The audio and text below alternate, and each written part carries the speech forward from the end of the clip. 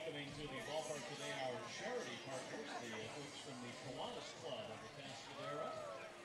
They're on the first base side. And our education partner is the Montessori Children's School. You are here for the Montessori School. Welcome. Testing, 1, 2, 3. Testing, 1, 2, 3. Looks like we have a new member of the coaching staff there with Coach Steve Colley. Grandfather,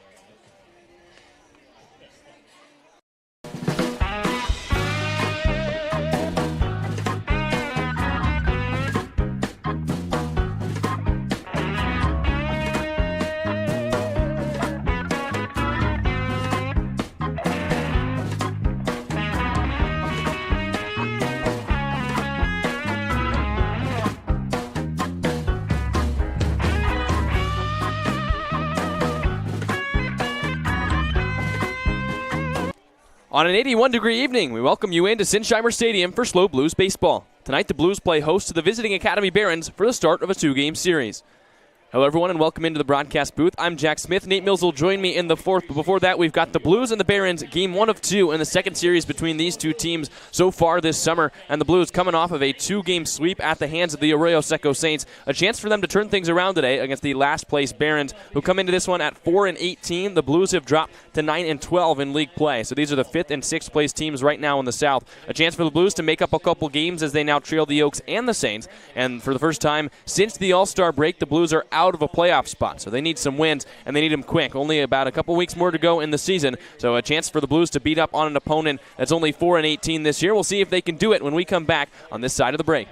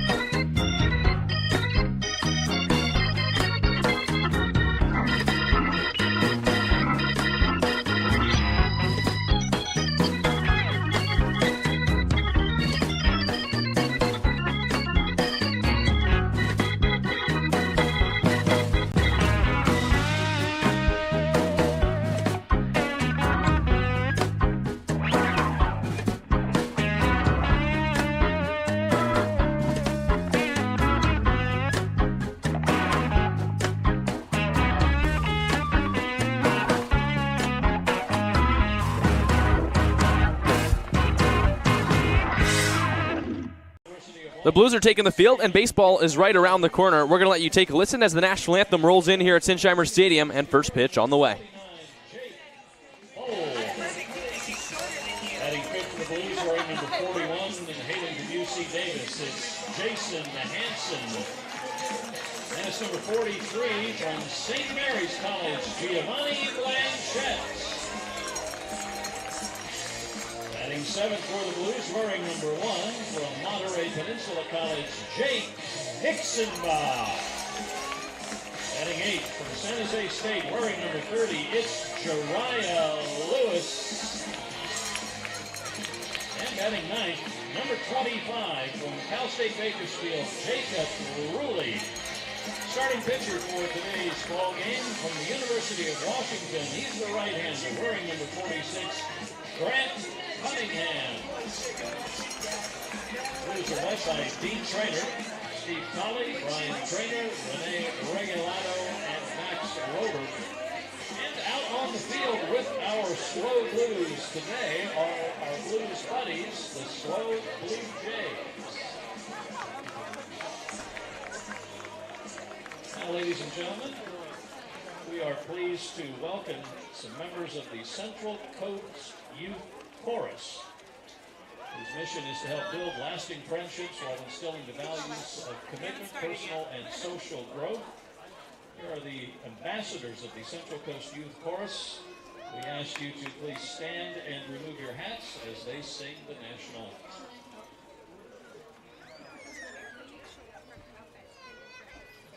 Oh, say, can you see by the dawn's early light what so proudly we hailed, and the twilight's last gleaming, whose broad stripes and bright stars through the perilous fight o'er the ramparts we watched were so gallantly streaming, and the rocket's red glare, the bomb's bursting in air, gave proof through the night that our flag was still there. Oh, say, does that star-spangled banner yet wave o'er the land of the free and the home of the brave?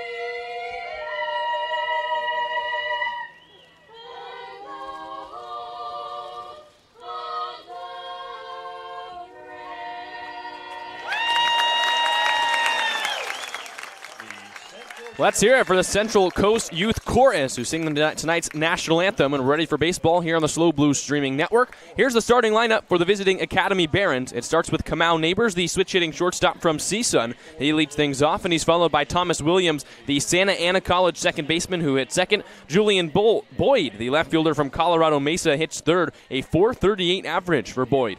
Dylan Lena, who is an all-star representative for the Academy Barons, hits in the fourth spot, the third baseman from Golden West College. It's Jacob Klinowski, the right fielder from CSU East Bay, who hits fifth. Alonzo Zuniga, the catcher from Cumberland University, is in the sixth spot. Delshawn Lanier Jr., the DH from UCSD, hits seventh. Mark Anthony Hernandez, right behind him, the first baseman from Sonoma State. And rounding things out, it's Justin Baldwin, the center fielder from West LA College.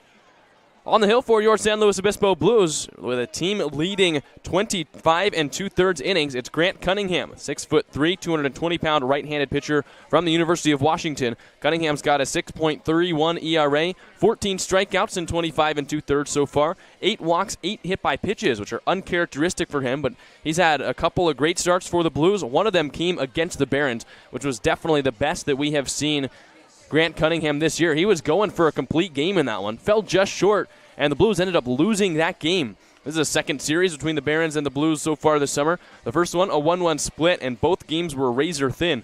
Blues won game one, a score of 3-1 behind an excellent 8-inning performance from Fisher Johnson. And then Cunningham went 8 1/3 and managed to get a loss in that game as the Blues dropped game two by a score of 3-2. So a tough outcome for the Washington righty the last time against the Barons, but now a redemption chance. He really did all he could his first time out, and so now I think he'll hope that the offense can pick it up against the Barons.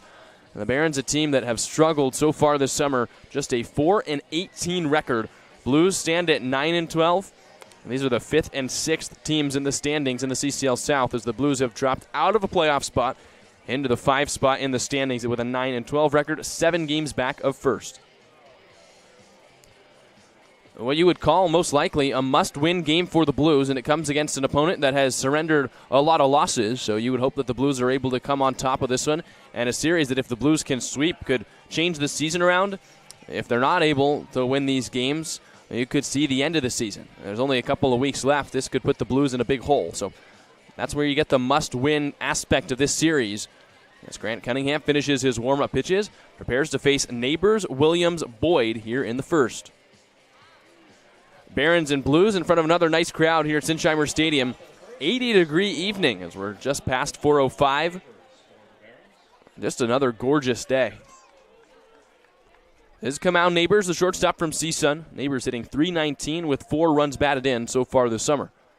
Switch hitter, batting left-handed, digs himself out a little crevice in the back of the left-hand batter's box. Continues to dig, and he almost dug up the entire back line. Cunningham from the windup, face buried in his black glove. Comes home, and Neighbors takes the first pitch of the ball game a little bit high, 1 ball and no strikes. First pitch, 4:07, 2 minutes late. As we mentioned, 80 degrees, not a cloud in the sky here in SLO. Cunningham deals. And Neighbors takes right on the inside corner with a fastball. 1 ball and 1 strike. 89 miles an hour out of the hand of Cunningham. You'll see that pitch. He's got a breaking ball, a changeup as well. Stares in at his catcher Bold. 1-1 on the way. Neighbors takes the breaking ball a little bit high. 2 balls and 1 strike. Cunningham's been up and down, but one thing he's given the Blues is length. 25 2/3 innings to lead the staff. Another start here for the Washington righty. 2-1. And Neighbors inside out's a ground ball towards short. In comes O'Hara. Got to make a quick throw. He does, and he got him at first. So a ground out from Neighbors gets this game started. And with 1 away, here's a look at the Blues defense. You just saw O'Hara at short. Rest of the infield is Hickson-Baugh at third, DeCarlo at second, Hanson at first. Outfield from left to right is Lewis, Burns, and Ruley. The catcher, as we mentioned, Jake Bold from Princeton. Giovanni Blanchette, fresh off his showcase game performance, is in the DH spot. So here now coming up is Thomas Williams, a second baseman from Santa Ana College. 1 away here in the first. Cunningham deals, and Williams spoils it foul. No balls and 1 strike.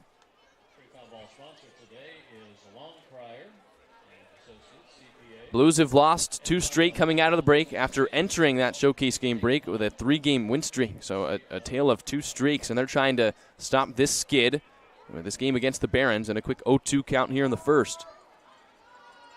Really just the dichotomy of this team. They went into the break so hot, and since then they've really just looked so sluggish. Almost wonder if the break came at a bad time. Cunningham comes home, and Williams fights it in the air into center field, overranges Burns into the gap, but it's the left fielder Lewis who makes the catch with 1 hand. 2 outs.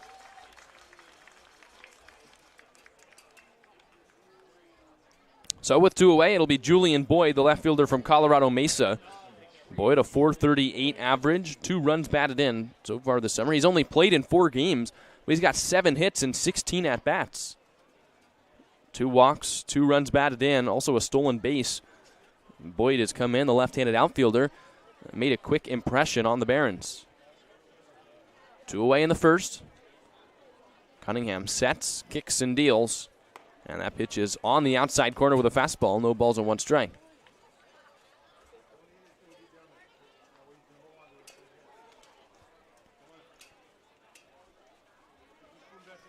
Oh, 1.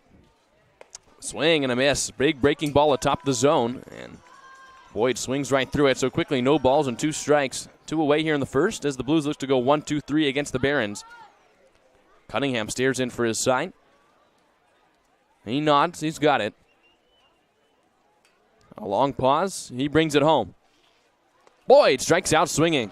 So a K to end the first for Cunningham. He goes 1-2-3 as we head to the bottom half of the first inning. No score. It'll be Burns, O'Hara, DeCarlo when we come back on the SLO Blues Streaming Network.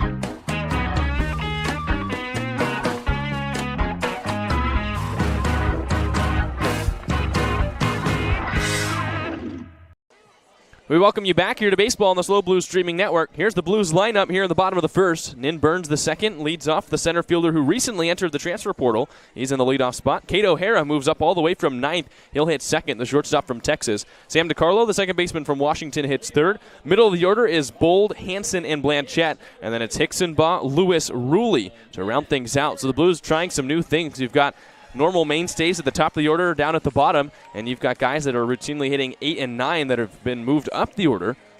It'll be Burns, O'Hara, DiCarlo here in the first. Pitcher is Harold Boyce. Boyce, a 6'4", 480-pound right-hand pitcher, has been excellent so far for the Barons. A 2.05 earned run average and 22 innings pitched, 26 Ks to just 9 walks. He stares in at Nin Burns to start the bottom of the first. Scoreless game and the pitch. Burns pops it up straight back and over our heads here in the press box. No balls and 1 strike. Burns made it official on Twitter today. He has officially entered the transfer portal, so he will not be going back to Cal Poly Pomona as we assumed he would. I wonder, with his season last year, where he can end up. Maybe make a landing spot in a D1 school as he fights this one off foul on the first base side. I mean, Burns' numbers at Cal Poly Pomona were ridiculous, and he hasn't fully lived up to that quite yet in league play with the Blues. Only a 150 average, 1 run batted in. But you see the speed, you see the bat-to-ball skills at times. Excellent defense in center with a great arm. And it's hard to ignore the stats he had at Pomona. Boyce sets, delivers, and Burns takes low. 1 ball and 2 strikes. Burns this past year for the Broncos, a .317 average, 5 home runs, 28 runs batted in. Perfect 20 for 20 on stolen bases. As he waits for the 1-2, here it is. And Burns fights it off foul again down the first base line. And it bounces right off of the tent in the Blues bullpen. And someone has to get up off what looks like a miniature poker table to collect the foul ball. Still 1-2. Bottom 1 after Grant Cunningham worked a scoreless top of the first for the Blues. Boyce stares in for his sign. Comes set just above his belt. A deep breath. And now he brings it home. Burns swings and lofts it in the air, left field line, and just foul. So Nin Burns is swinging at some tough pitches here, and he's fouling them off. That one was nearly a foot inside on the StatCast strike zone, but Burns swinging at anything close to lead off this ball game. And the Blues have struck out looking a little bit more across the last week than they have for the most part this season. And Burns trying to swing at it. 1-2, he swings again and lifts this one foul. Same spot in the bullpen, maybe a little deeper into the trees. And the count is still 1-2. Burns, O'Hara, DiCarlo coming up here in the first for the Blues. Trying to break the losing skid here coming out of the break.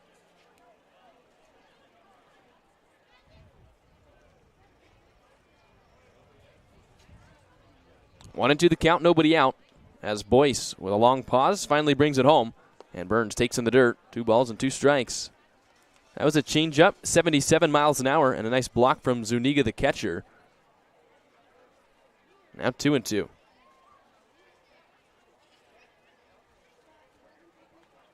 Here it comes. And Burns takes it off the hand. He shakes his hand, tosses the bat towards the dugout, and Burns gets first base on the hit by pitch. That's got to be just one of the worst places to get hit. It's hard to wear a hand protector, really, because you need your hand to swing. And so if a ball comes in at that spot, you kind of just have to let it hit you. So Burns gets first base. Here's the defense for the Academy Barons here in this ball game. It's Boyd, Baldwin, Klonovsky in the outfield from left to right. Right side of the infield is Hernandez and Williams. Left side, Neighbors and Lena, is Lanier who does the DHing, and Zuniga behind the plate. So now Cade O'Hara comes up, runner at first, and when we were talking about Dean Traynor doing new things with a lineup, this is one of the big ones. Cade O'Hara hit 9th yesterday, got just a 143 average so far this summer, but he's hitting 2nd in the lineup for the Blues. You had Jariah Lewis, Jacob Ruley, who hit 2 and 3, hitting 8 and 9 today. And O'Hara takes a first pitch fastball in the dirt, 1 ball and no strikes. We know that Dean Traynor is one sometimes to shake things up, but this is a big sign of faith in Cade O'Hara to bat him 2nd in the order.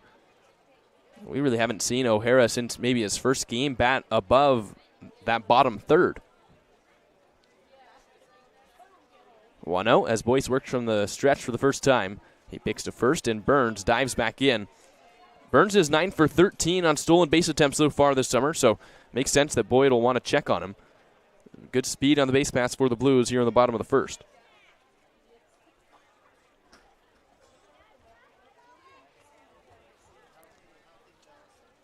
One 0 on the way, and O'Hara nubs it straight back foul.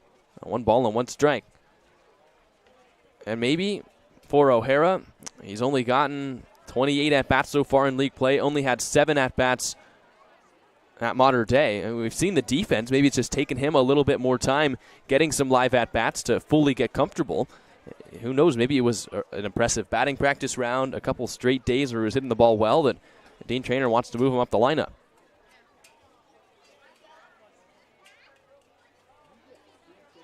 Long pause and the 1-1. And O'Hara hits a line drive into right center field. It falls for a base hit. Burns stops at second. Back-to-back base runners for the Blues, first and second with nobody out. And it already paying off. Cade O'Hara with a base hit here in the first. Well, he doesn't have all that many. That's just his 5th this summer. But gets moved up the lineup, gets a hit. And now Sam DiCarlo comes up with 2 runners aboard.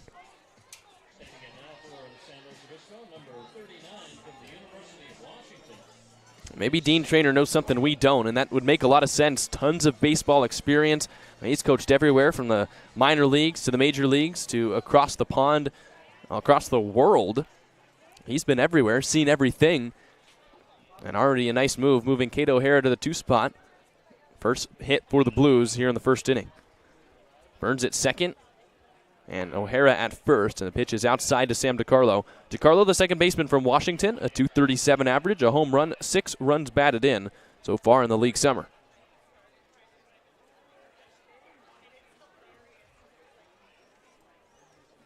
One 0 as Boyce comes set, working from the first base side of the rubber. He looks to Burns, who dances off. Now he brings it home. Burns takes off. O'Hara right behind him. The throw goes to second as O'Hara slides in. He's out.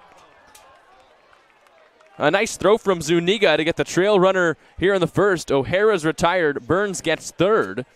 We're now 1 out in the first. It looked like O'Hara didn't get his greatest jump. Is when you're the guy that's the trail runner, you run when you see the guy in front of you run. Burns got an excellent jump, and I wonder if O'Hara wasn't quite ready for it. But he gets thrown out at second. Nice play by Zuniga to go to the trail runner. 1-1 runner at third, and that pitch is outside. A nice snag.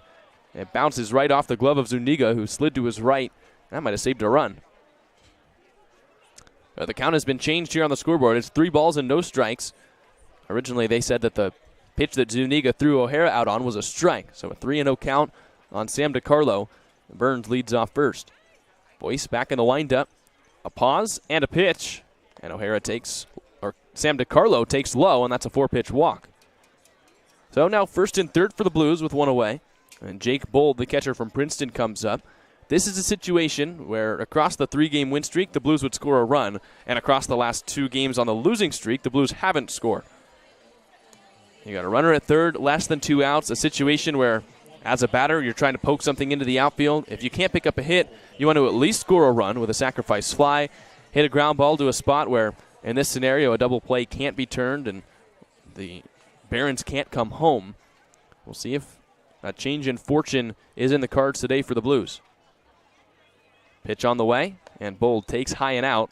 1 ball and no strikes. Jake Bold, a .292 hitter so far in the league season. 3 runs batted in. Chance to pick up number 4, put the Blues on the board here in the first inning with Burns at third, DiCarlo at first. 1-0, and Bold takes outside all the way to the backstop. Burns races home. He touches home with ease. It's 1-0, and the Blues don't need a hit.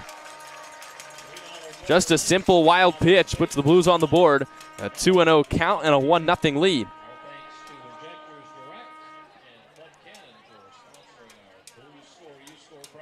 And now we'll never know whether Bold was going to bring him home or not, as Boyce gives the Blues the run for free. 1-0, and now Zuniga out to talk with his right-handed arm. There have been different points in the season where we've been talking about, hey, this is a must-score situation. Blues need to come through with a hit here, at least do their job. And then a wild pitch happens, or a balk happens, or an error. And we really, I'm not sure, have fully learned what this team is like yet fully on offense. And the Barons, a team that give away runs for free at different points of the season. The 4-18 record. They might have bailed out the Blues here in the first, putting them on the board 1-0. Still a runner in scoring position. So Burns all around and all the way across to score. It's now DeCarlo at second, a 2-0 count on Jake Bull. Boyce back in the stretch, kicks and fires. And Bold swings, uncorks deep to center. Chasing it back there is Baldwin. He looks up. It is way gone.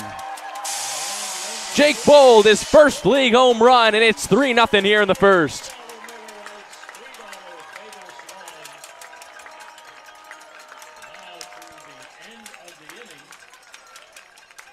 A massive shot from Bull deep to center field. A 412-foot blast, 102 miles an hour off the bat. And this time the Blues get the hit, and it brings in 2. So the Blues have already scored more runs here with 1 out in the first than they did in the entire series against the Saints. And now is Jason Hansen, the first baseman from UC Davis. My, that was a shot. Boyce comes home and misses a little bit outside. 1 ball and no strikes. The Blues were outscored in that 2-game set with the Saints 20-1. Here they've got 3 runs with 1 out in the first. 1-0, and Hansen rolls it on the ground towards short. An easy play for Neighbors, who throws a little low, but a nice stretch by Hernandez at first for out number 2. That's Bold's first Blues home run. It's the first Blues league home run they've had at home, and the fans excited to see SLO up by 3. 412 feet straight away center. Here's Giovanni Blanchette, the DH in today's game. A 250 average, 4 runs batted in for the former St. Mary's product. Recently entered the transfer portal, and he takes high with a fastball. 1 ball and no strikes. Blanchette, fresh off of the showcase game appearance for the Blues. He was one of 2 participants for San Luis Obispo. He started the game for the South, had an RBI single, and the Blues getting him back in the lineup in today's ball game.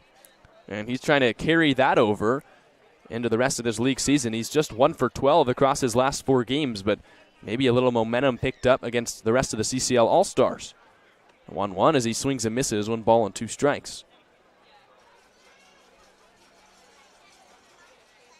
So 1-2 count, 2 away here in the first. Blues already ahead by 3 as Boyce kicks and fires, and Blanchette lines it straight back. Blanchette has hit very often, but the difference for him that I think he's trying to work on is the strikeouts. He's 8 for 32, but 16 of his 24 outs that he has made so far this summer have been strikeouts. 1-2, and Blanchette takes in the dirt. So you have those guys that are the 3 true outcomes. They're either going to hit a homer, they're going to walk, or they're going to strike out. And I don't think Blanchette, with his profile as a speedy, athletic outfielder, I don't think he wants to be considered in that group. He wants to be, I'm sure, more of a contact hitter, the kind of baseball he plays. There's a 2-2 on the way, and he swings and misses. So Boyce picks up a strikeout to end the first, but the Blues get 3 runs, 1 on the wild pitch, 2 more on the home run from Jake Bold, his first of the summer. As we head to the second, it's 3-0 on the SLO Blues streaming network.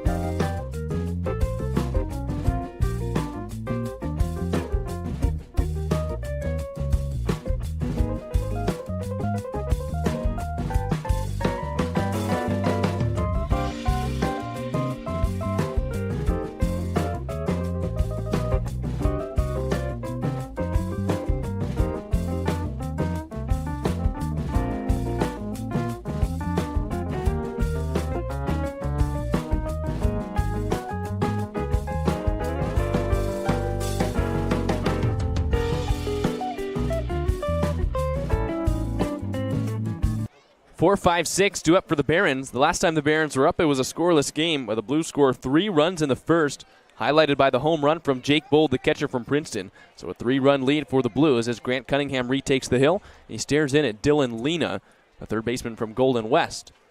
Lena takes a first pitch fastball, a little bit inside, 1 ball and no strikes. Lena's had by far the best offensive season of any Baron so far this year. 373 average, 2 home runs, 13 runs batted in.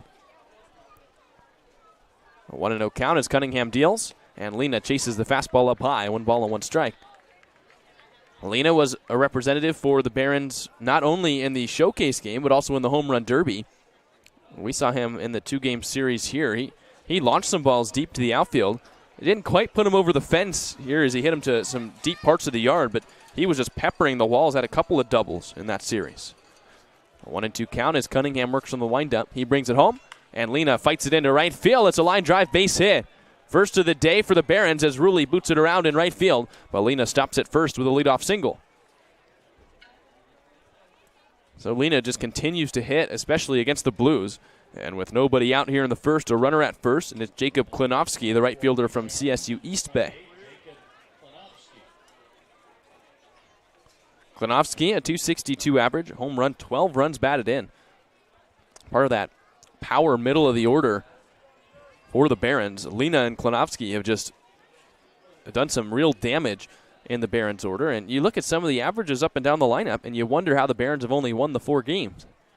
Pitch to Klinowski, and the left fielder fights it into left field this time. Another base hit for the Barons. Back-to-back singles to open the second, and 2 runners aboard with nobody out. That was right on the hands of Klinowski, but he's got the strong swing to the opposite field. Hit it just 68 miles an hour, but snuck it just over the head of the shortstop DeCarlo. So 2 singles, and now the tying run comes to the plate. It's Alonzo Zuniga, the catcher from Cumberland University. Zuniga, a 286 average, 3 runs batted in for the Cumberland backstop. And now a meeting at third base. You never really see this, but a hitter's timeout. You wonder maybe a bunt being talked about here. 2 runners aboard, nobody out. Chance to move both of the runners into scoring position.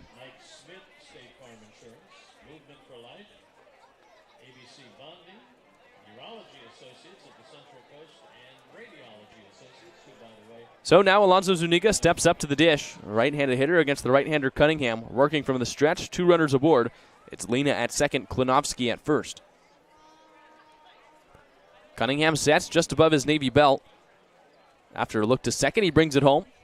And swinging a pop-up into right field. Jacob Rulli chases it towards the line. Now he squares up behind it. Lena faked as if he was going to tag, but no run.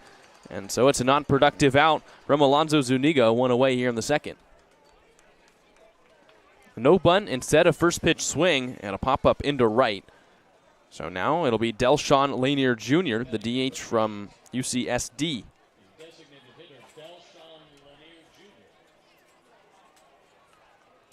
The UC San Diego designated hitter steps up, 1 out, still 2 runners aboard. That's Cunningham trying to work around the traffic here in the second.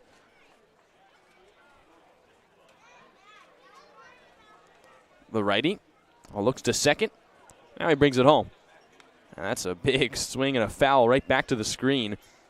Lanier, I think, saw the fastball. His eyes lit up, and he just fouled it straight back. Fastball came in at 91 from Grant Cunningham. A little extra mustard here with 2 runners aboard. 1 out, top 2. Blues lead it by 3. An 0-1 count. That's Cunningham sets just above the belt. Here's his delivery. And Lanier takes the fastball inside. 1 ball and 1 strike. Another one at 91 from Cunningham. We've talked with Jake Bold, the catcher in today's game. He's got the home run, but he also offered up some insight to us the other day. He said that Grant Cunningham, he thinks, has the best stuff on the team, and he's his favorite pitcher to catch behind the plate. And they're the battery in today's game, a 1-1. And Lanier takes a breaking ball center cut. 1 ball and 2 strikes. And I think you see Cunningham, the strikeout numbers don't pop off the charts. He pitches to contact a lot. But it doesn't mean he doesn't have great stuff. You got the 91-mile-an-hour fastball, good breaking ball, changeup as well. And I'll take Jake Bold's take behind the plate. He sees these guys closer than any of us. 1-2 on the way. And did he go around? The check to first, he did not. So a 2-2 count as Lanier able to hold up. And a fan from down below with a very loud come on. Yeah, a backseat driver here behind the umpire. 2 balls, 2 strikes, 1 out, 2 runners aboard in the top of the second. Cunningham, who works from the first base side of the rubber, Bennett the waist, stares in for his sign. With a 2-2 count, Cunningham deals, and Lanier spoils it just back and over the netting. Still 2-2. Barons have lost 6 in a row. They're down 3-0 after just 1 full inning in this one. A chance here to get on the board, and when you are losing so many games, especially on a 6-game losing streak, and you get a chance like this where they had first and second, nobody out, I feel like early in a game after you've given up 3, you really got to come through. Lanier trying to do the deed, 2-2. He takes just a little off the plate, and the count moves full. It was a tough take on the curveball, but it missed by a couple of inches off the outside corner. So a full count, 1 out.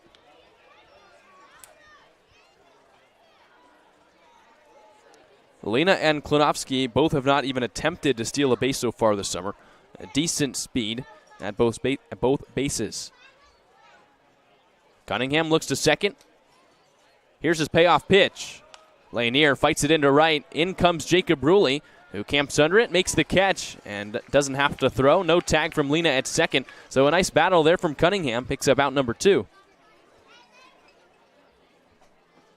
With Lanier down on the pop-up, here's Mark Anthony Hernandez, the first baseman from Sonoma State. Hernandez, a 159 average, 3 runs batted in. So back-to-back singles, now back-to-back pop-ups to right. And with 2 away, it's Hernandez. Cunningham trying to work around the pair of singles to open up the inning.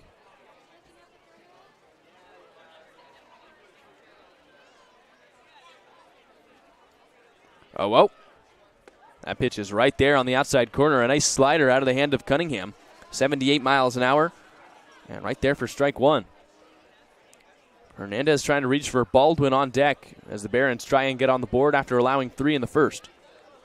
It's Lena at second, Klonowski the runner at first.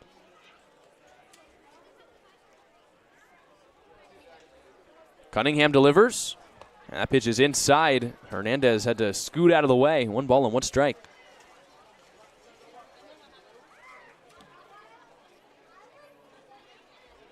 The Blues middle infield holding on Lena at second. Right now it's Sam DiCarlo who's close to the bag. Everyone else on the infield plays slightly behind their bags, especially Kate O'Hara, who's near the outfield grass at short. 1-1. Hernandez swings and taps it right back into the glove of Bold. 1 ball and 2 strikes. So now Cunningham, who picked up a strikeout to end the first inning, a chance to do the same thing here in the second. He's just 1 more strike to get out of the inning unscathed. After back-to-back hits, Cunningham a chance to escape.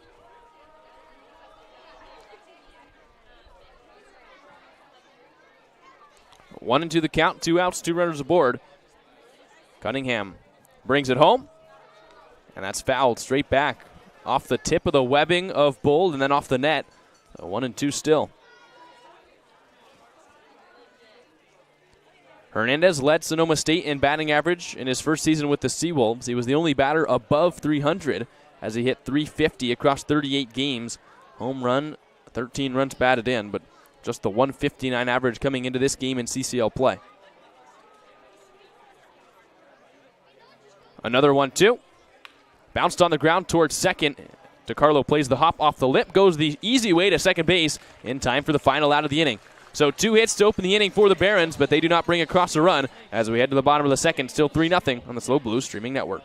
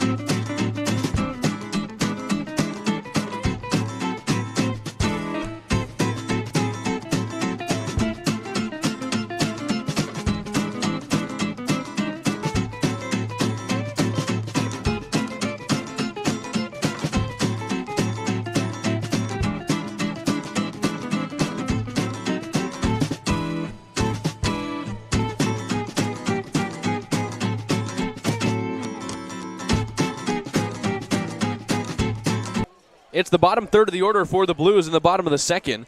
Jake Hickson-Baugh, Jariah Lewis, Jacob Ruley. And the Blues lead it by 3 after 1.5. It's Hickson-Baugh, the left-handed hitting third baseman from Monterey Peninsula College, to lead off against Harold Boyce. Boyce gave up 3 runs in the first. First pitch here in the second. And Hickson-Baugh takes a fastball at 85 on the outside corner for strike 1. So Boyce hit Burns in a 3-2 count to start the game. Then DeCarlo walked after O'Hara singled. The big hit was the home run by Bold, as that pitch is a little outside. Bold hit it 412 feet to center to extend the Blues' lead from 1-0 to 3-0. And Grant Cunningham's got 2 scoreless innings on the hill. 1-1. And Hickson-Baugh takes a little off the plate again. 2 balls and 1 strike. That looked like it might have been a changeup at 81 miles an hour. The speed differential is not very big with Harold Boyce's offerings. 2-1. Hickson-Baugh takes outside again. It could be a changeup, or it could be Boyce maybe taking a little speed off the fastball, trying to throw a strike. But either way, first pitch of the inning was 85. That last one was 81. 3-1. And Hickson-Baugh takes inside. It's a leadoff walk for the Monterey Peninsula College product. And the Blues have a runner at first with nobody out here in the second. And now here, if you're Dean Traynor, is where you feel really happy about the way you constructed the lineup today. Because the top of the order, even though Dean Traynor moved some guys up and moved some guys down, top of the order worked for 3 runs in the first inning. And now your 8 and 9 hole hitters hit 2 and 3 for you yesterday. You've got Jariah Lewis at the plate and Jacob Ruley on deck. Lewis has hits in 6 of his last 7 games. He's only hitting .220 for the summer, but he's upped his counting numbers to a home run, 7 runs batted in. As Lewis pops this one up, shallow left field. In comes Boyd, the left fielder, and he puts his right-handed glove up and makes the catch for the first down. Lewis swung the bat well yesterday, but he's down on 1 pitch today, and it's Jacob Ruley, the 9-hole hitter, who comes up now. Ruley playing right field today. The Cal State Bakersfield product played second in yesterday's game. We've seen him play second, short, both of the corner outfield spots. He's DH'd. There really aren't too many positions on the field Jacob Ruley doesn't play. Here he bats ninth, a .256 average, 3 runs batted in. Hickson-Baugh digs into his leadoff first. First pitch of the at-bat, and Ruley swings and lines it straight back. No balls and 1 strike.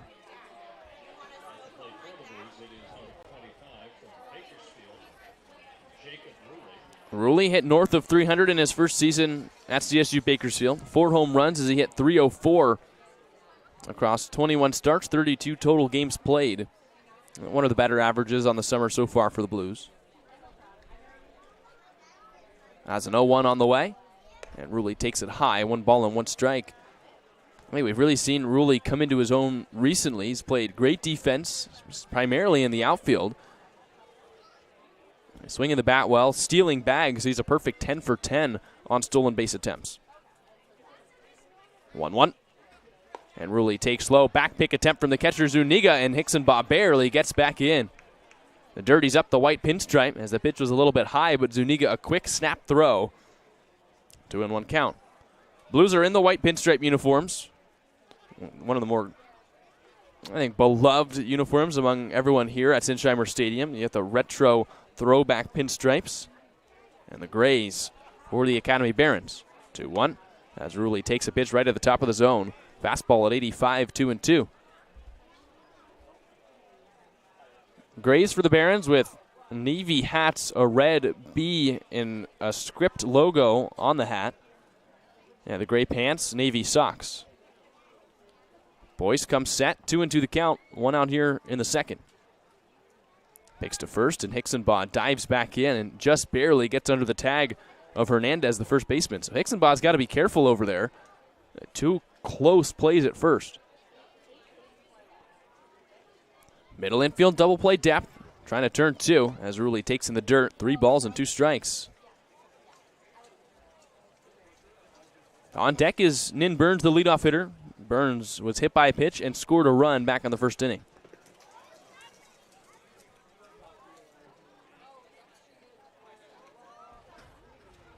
Hickson-Baugh grabs his lead. 3-2. And Ruley takes way high. Chin music past the Roadrunner. First and second with 1 out as the Blues turn the lineup card over. That's a nice at-bat from Rulli as well. He's taken a handful of walks in league play. That's his 9th. And now a meeting at the mound for the Barons. Rulli was behind in the count, took some tough pitches, and now ends up drawing the walk. That's the second walk of the day second walk of the inning, third of the day for Boyce.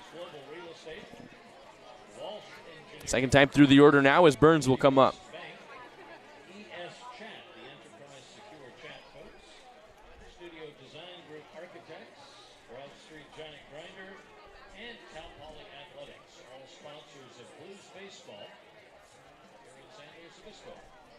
Pitching coach departs. Boyce stays on the hill, and then Burns will come up. Burns, the center fielder, as we mentioned, formerly of Cal Poly Pomona, now in the transfer portal, comes up for the second time in as many innings. Hit by pitch in the first, scored a run, also had a stolen base, which was his 10th so far this summer. That moves him above the big conglomerate of people he was tied with. You've now got Burns and Rulli, who are tied for third most steals in the CCL. Jariah Lewis stands alone second most. First pitch with 2 runners aboard, and Burns takes outside. Good speed for the Blues on the base paths. You've got Hicksonbaugh, who leads off second. Doesn't have a stolen base yet, but he's got good speed.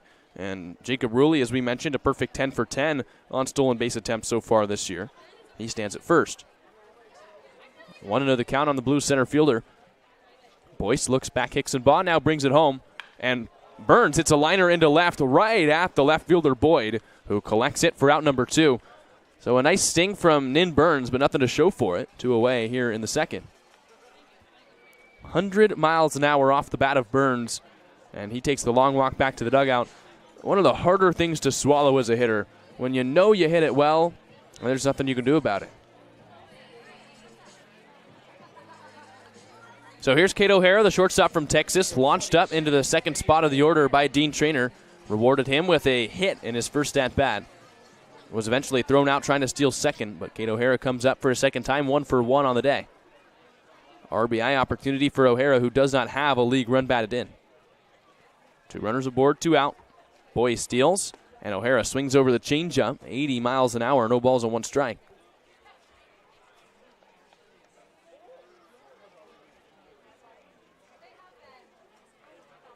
Hicksonbaugh, a deep lead at the second base bag, held on there by the second baseman Williams. Shortstop Neighbors playing O'Hara to pull. Boyce a deep breath. Hicksonbaugh takes off for third. Pitches on the outside corner. The throw down is bodied up by Lena. It's the first league stolen base for Jake Hicksonbaugh, and he's at third with 2 outs. So we're just talking about the speed, and it's the jump that really pays off for Hicksonbaugh. He read Boyce like a book, and now runners at the corners with 2 away. Catcher Zuniga out to give some first and third signs to his defense, and another chance for the Blues to score a run. Last time the Blues had a runner at third, they didn't even need a hit. They didn't need to put the ball in play. Boyce threw a wild pitch to the backstop, and that allowed Burns to score in the first inning.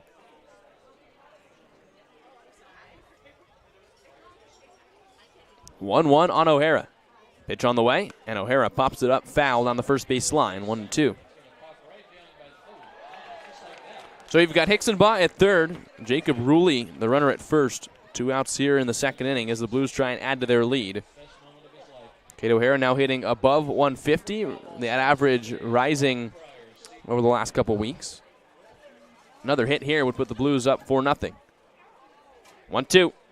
O'Hara rolls it foul on a couple of hops right off the facing of the Barons dugout. 1 ball and 2 still.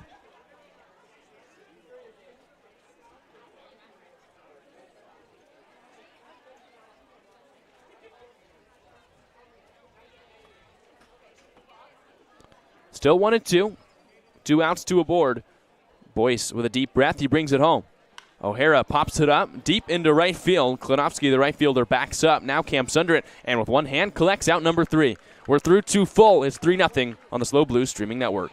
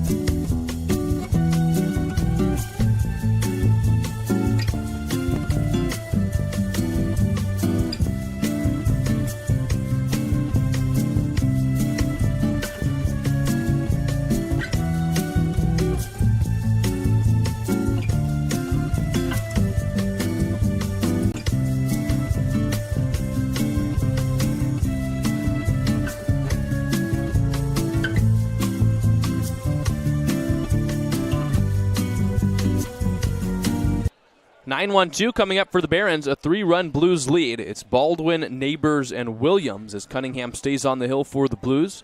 Blues trying to snap their 2-game losing skid coming out of the break, and they're up by 3 here in the third. Cunningham deals, and Baldwin pops it up out of play down the third base line. No balls and 1 strike.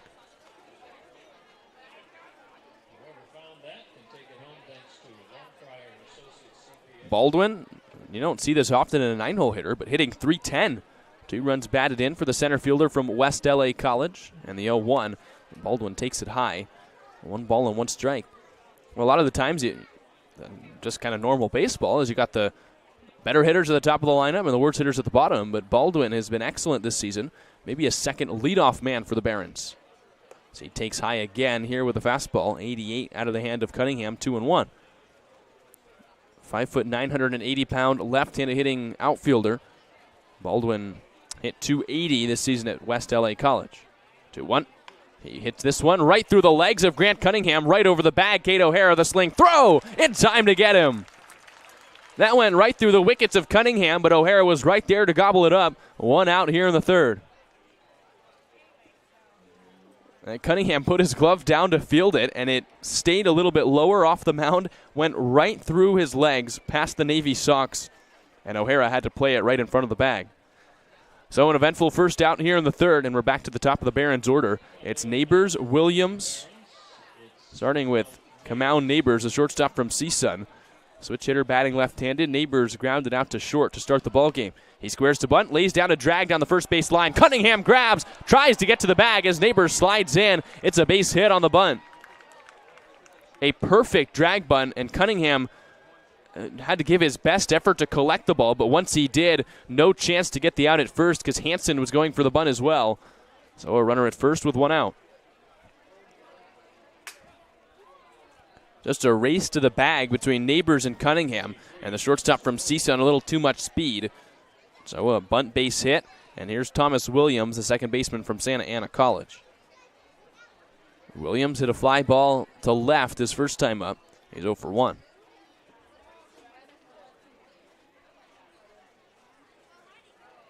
Cunningham set above the belt, runner at first, as the righty from the stretch picks there, and he almost caught him. But Kamau Neighbors slides just in under the tag of Hansen. Still 1 out.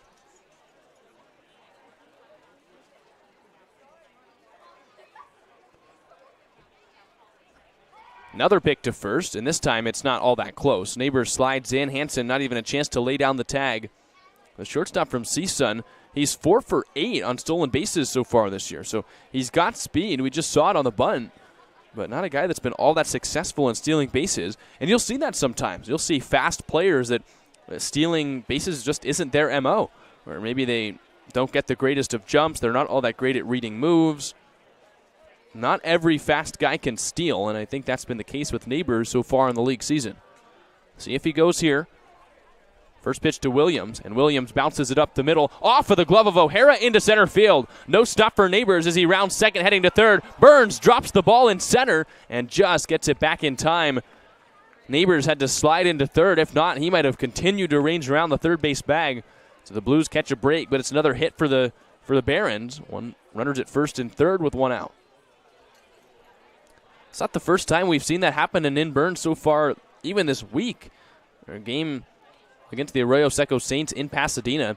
It was a bases-clearing Little League inside the park home run as the ball just completely went under the glove of Burns in center. Looked like the Blues might have had a chance for 2 there, but a weird hop over the glove of O'Hara. So back-to-back hits for the Barons by the top of the order. And here's Julian Boyd, the 3-hole hitter. Boyd, the lone strikeout victim of Cunningham so far. So he swings at the first pitch, taps it off the foot of the umpire. No balls and 1 strike.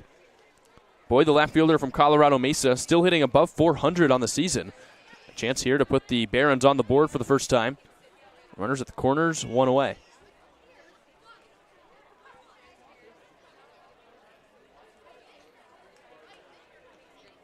Five foot 11, 170-pound outfielder waiting for the pitch. Here it comes. And Boyd takes the changeup a little low and out. 84 miles an hour on the change from Cunningham and a 1-1 count. Boyd at the plate. You've got Dylan Lena on deck. Cunningham either looking for a strikeout, maybe trying to roll a double play.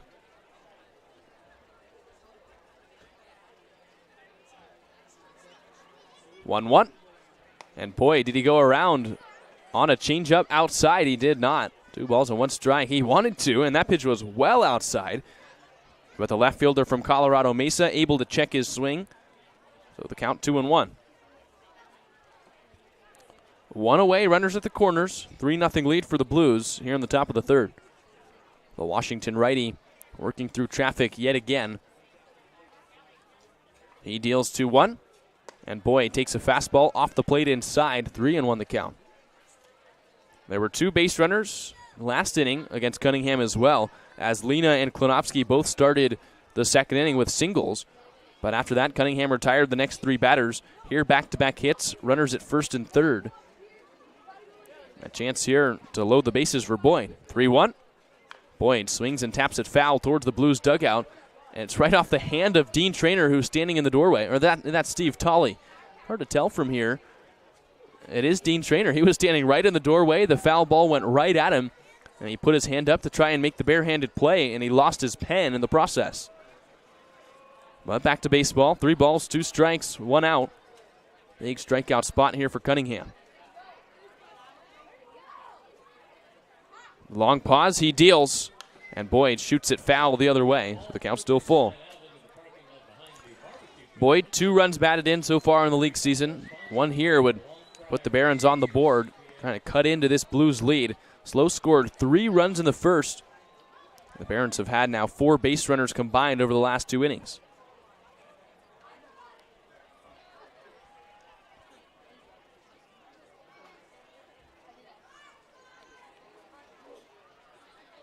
Cunningham prepares. Another 3-2.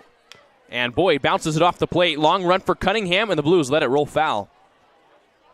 So that would have been a chaotic play for Cunningham. I think a run would have scored no matter what. So the Blues maybe catch a break that it went foul. The count's still full. Boyd, a senior at Colorado Mesa, and he's a Compton native. So the Barons who play their ball in Compton, MLB Youth Academy, which hosted the showcase game, a really nice stadium. He's playing in his hometown. Compton native playing for the Academy Barons. And an RBI opportunity here as he takes the long walk back, grabs his bat. Still a 3-2 count.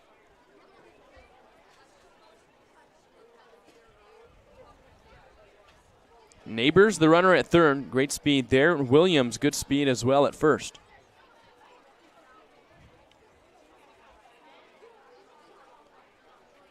Another 3-2. Boyd rolls it on the ground, foul down the first base side. Another battle, still 3 balls and 2 strikes. That fastball was at 90. Cunningham coming in with his best velocity here with a 3-2 count. He just can't quite put it past Boyd.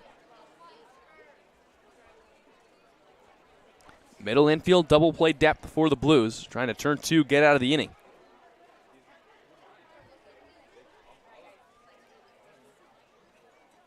Cunningham sets. He kicks and deals. Runner takes off, and Boyd hits a line drive over the head of the leaping DiCarlo into right field. Ruley slides to cut it off. Around to third is Williams. He gets the stop sign there. It's station to station for the Barons as they cut into the lead. 3-1 here in the third. A real nice at-bat from Julian Boyd. His 3rd league run batted in as a hit and run worked to perfection for Academy. And now a chance with the tying run at first for Dylan Lena to potentially tie this game up, maybe give the Barons the lead. Boyd wins the battle. And here's Dylan Lena, the 3rd baseman from Golden West. Singled his first time up. Lena, 2 home runs, 13 runs batted in. Both lead the Barons. Still runners at the corners. Now Boyd takes off, and Lena hits a check swing right back to Cunningham, and Cunningham couldn't hear his defense. Went to first and in to score his neighbors. Everyone was yelling 4-4-4 as Williams read it off the bat. And Cunningham gives up another run. So on the check swing, it's 3-2. Tough break for the Blues. Cunningham might have just had his blinders on. Saw the ball right back to him. Went to first base. But aggressive base running for the Barons. And Cunningham didn't notice. So it's 3-2. Tying run at second. And there's 2 outs here in the third.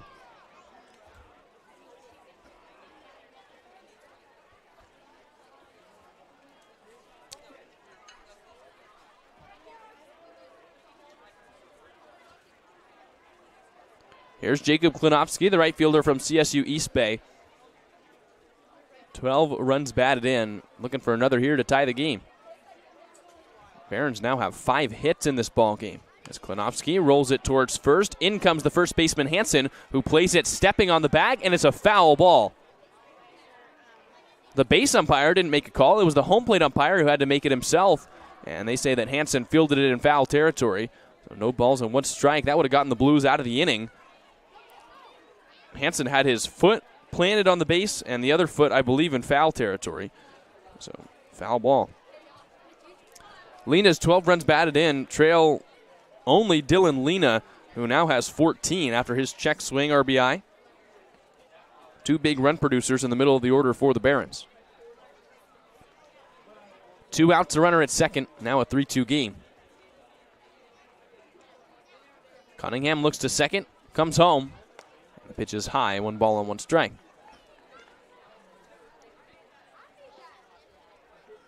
Boyd runs at second, the left fielder from Colorado Mesa. He's gotten 1 stolen base so far in the summer, but as we've seen in left field, got good speed. Tying run aboard. 1-1. Klinowski swings over top the breaking ball, 1 ball and 2 strikes.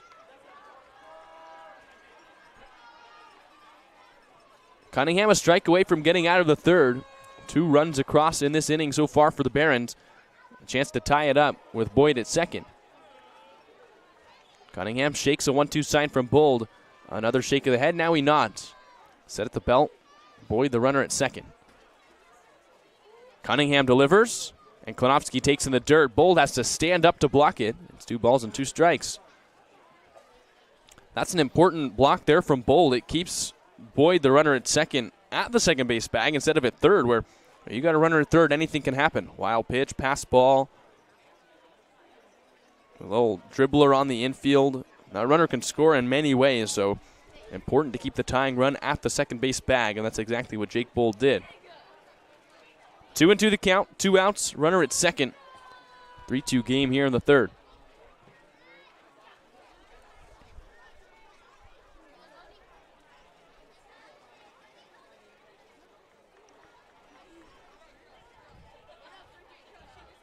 Here's Cunningham's offering. Klinowski takes in the dirt. This one squirts away from Bold, and they've got the runner at second. Back pick goes there. The tag from O'Hara. Hey, got him. A back pick from Bold ends the inning as Boyd a little bit too far out in front off the second base bag, and that ends the frame. 2 runs in the inning for the Barons on a 3 hits. We head to the bottom of the third. It's still 3-2 on the SLO Blues streaming network.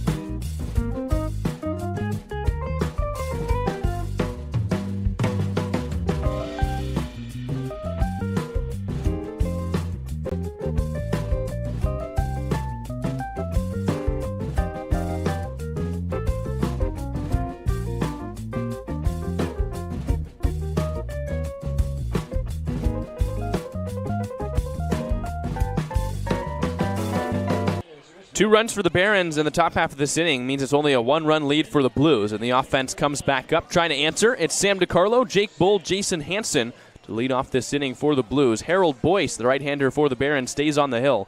He'll face DiCarlo to open the inning. DiCarlo walked and scored back in the first. Boyce steals. And DiCarlo takes a little bit low. 1 ball and no strikes. 3 hits in the top of the inning. A couple of miscues for the Blues defensively. And 2 runs came in to score. It was Neighbors and Williams, the top of the order, that really did the damage against the Blues. 1-0. And DiCarlo takes high. 2 balls and no strikes. On deck for San Luis Obispo, it's Jake Bold who's got the big swing in this ball game. His first league home run that put the Blues up by 3. 2-0 on the way. And DiCarlo swings, lines it into center. In comes the center fielder Baldwin, and he plays it on a hop. It's a single for Sam DiCarlo to lead off the inning. That's hit number 3 for the Blues. They're trying to match the Barons, who already have 5 in this game. But a leadoff base runner, and Jake Bold comes up with a runner aboard. Bold hit the home run to center field in his first at-bat, 412 feet to the deepest part of the yard. He hit it 102 miles an hour, and right off the bat there was no doubt that he did it, put it over the fence. His first league home run. He's now got 5 league runs batted in. A runner at first, nobody out as the Blues try and answer back.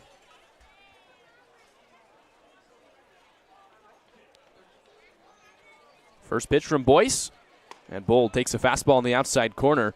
And no balls and 1 strike. He got an 86-mile-an-hour fastball, and he added 16 miles an hour as he hit it 102 off the bat. It was one of the best swings of the bat that we have seen all summer for anyone on the Blues. 0-1. And Bold trying to do it again. A little ahead of the fastball. It might have been the breaking ball at 76. A similar movement, but a 0-2 count. Bold wants 2 homers. 0-2 the count on the Princeton catcher. Now hitting .300 with the 5 runs batted in. Got the home run now. A runner at first, nobody out.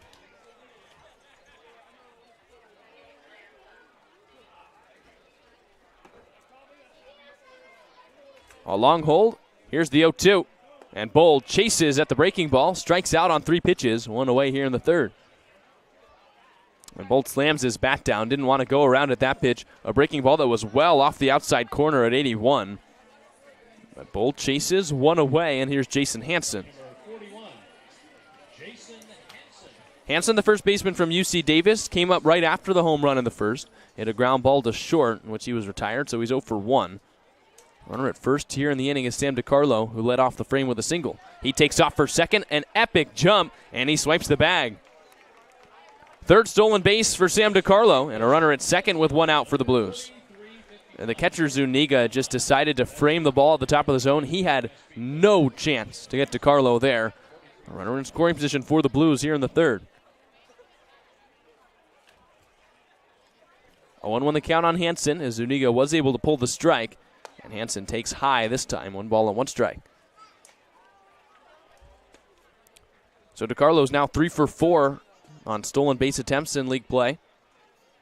An RBI chance for Hansen, who's got 4 so far.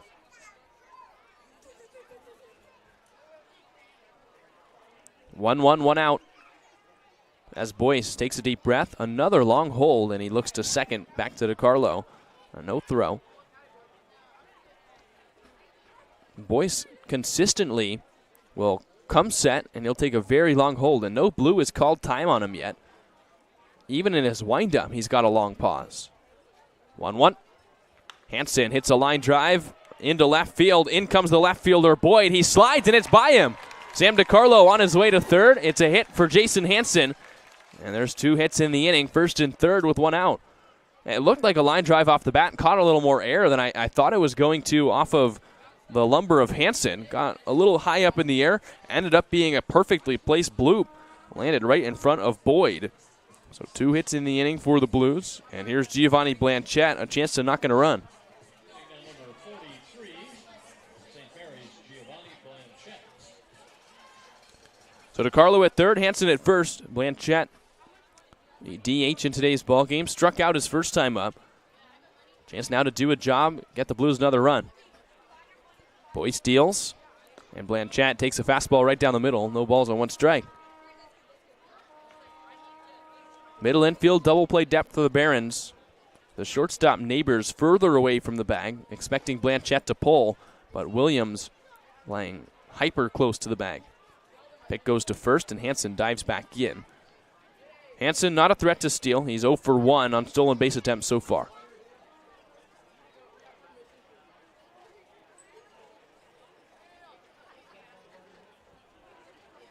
Boyce sets just above his belt, right underneath the Barons script. He deals, and Blanchette, a sword on the outside corner, 0-2. So Gio's already got a strikeout in the game. We mentioned strikeouts have been the issue for him this summer. Hitting well, but 17 Ks now in the league season. This is a situation where the Blues can't afford to have a strikeout. Runner at third, less than 2 outs. DiCarlo leads off the third base bag. Boyce delivers, and Blanchette pops it up. Into shallow center, out goes Williams, the second baseman. In comes Baldwin, the center fielder, and it's Baldwin that makes the catch. No run for the Blues as DiCarlo, no chance to tag. That's way too shallow. So Blanchette is retired and now 2 outs. So it'll be up to Jake Hicksonbaugh, the third baseman from Monterey Peninsula College. It's better than a strikeout, the pop-out is, but still you want to make it. If you're going to make an out, hitters at least want to try and make it a productive out. And I feel like that's what the Blues have been lacking at certain points this summer.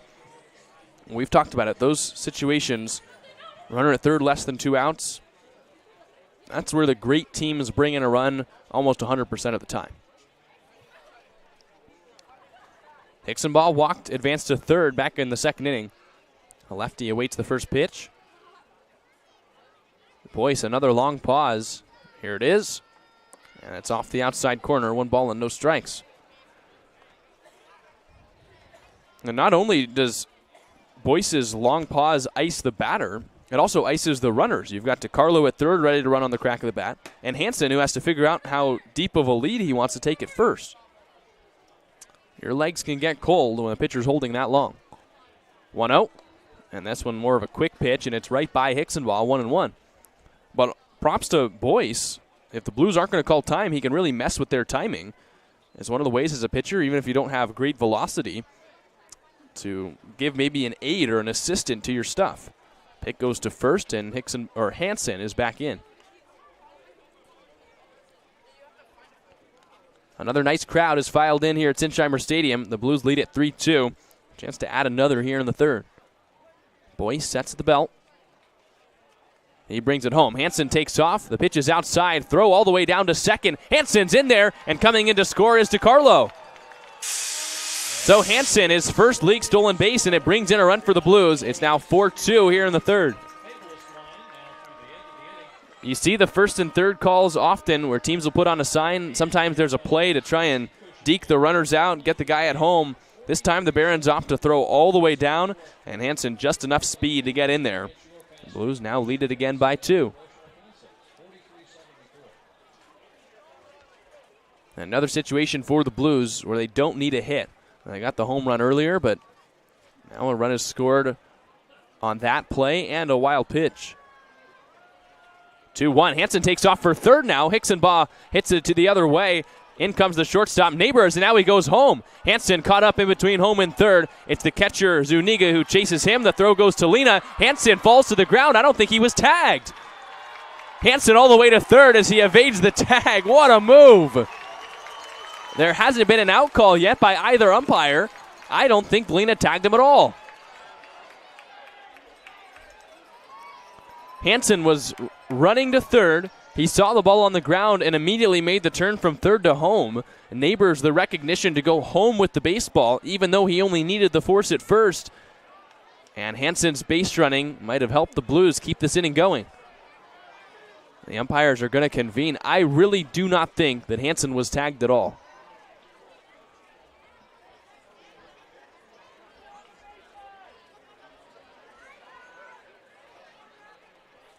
Lena was chasing him. He was uber close, and I think Hansen tried to give up, and they call him safe.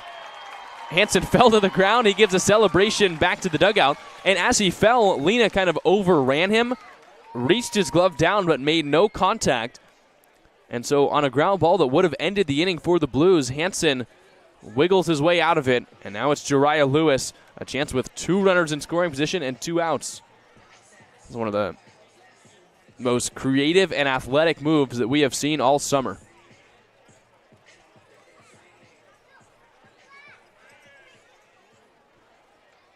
So it's a fielder's choice for Hicksonbaugh, but he's at second. 2 runners aboard. Shariah Lewis, who flew out to left his first time up. Oh. And Lewis takes a first pitch fastball low. 1 ball and no strikes. So Boyce, I think he thought he got out of the inning, and then his shortstop Neighbors opted to go home. Maybe with less than 2 outs, that would certainly be the right play. But all he needed was a force at first. 1-0, and Lewis tags it right back to the screen. I think it's the situation where Neighbors sees someone going for home. He feels there's extra pressure to get the out there. But a force would have been just fine. No matter what, even if Hansen comes across to touch home, if you get a force out at first, the run doesn't score. 1-1. And Lewis over top the changeup, swings and misses. 1 ball and 2 strikes. So Lewis now trying to really take advantage of the defensive miscue for the Barons. Blues already have a run in this inning. 1-2 the count, 2 outs, 2 runners aboard. Boyce delivers. Lewis strikes out swinging. So it doesn't matter. Boyce gets out of the inning nonetheless, but the Blues add another run. We head to the 4th. Nate Mills will join me. It's now 4-2 on the SLO Blues streaming network.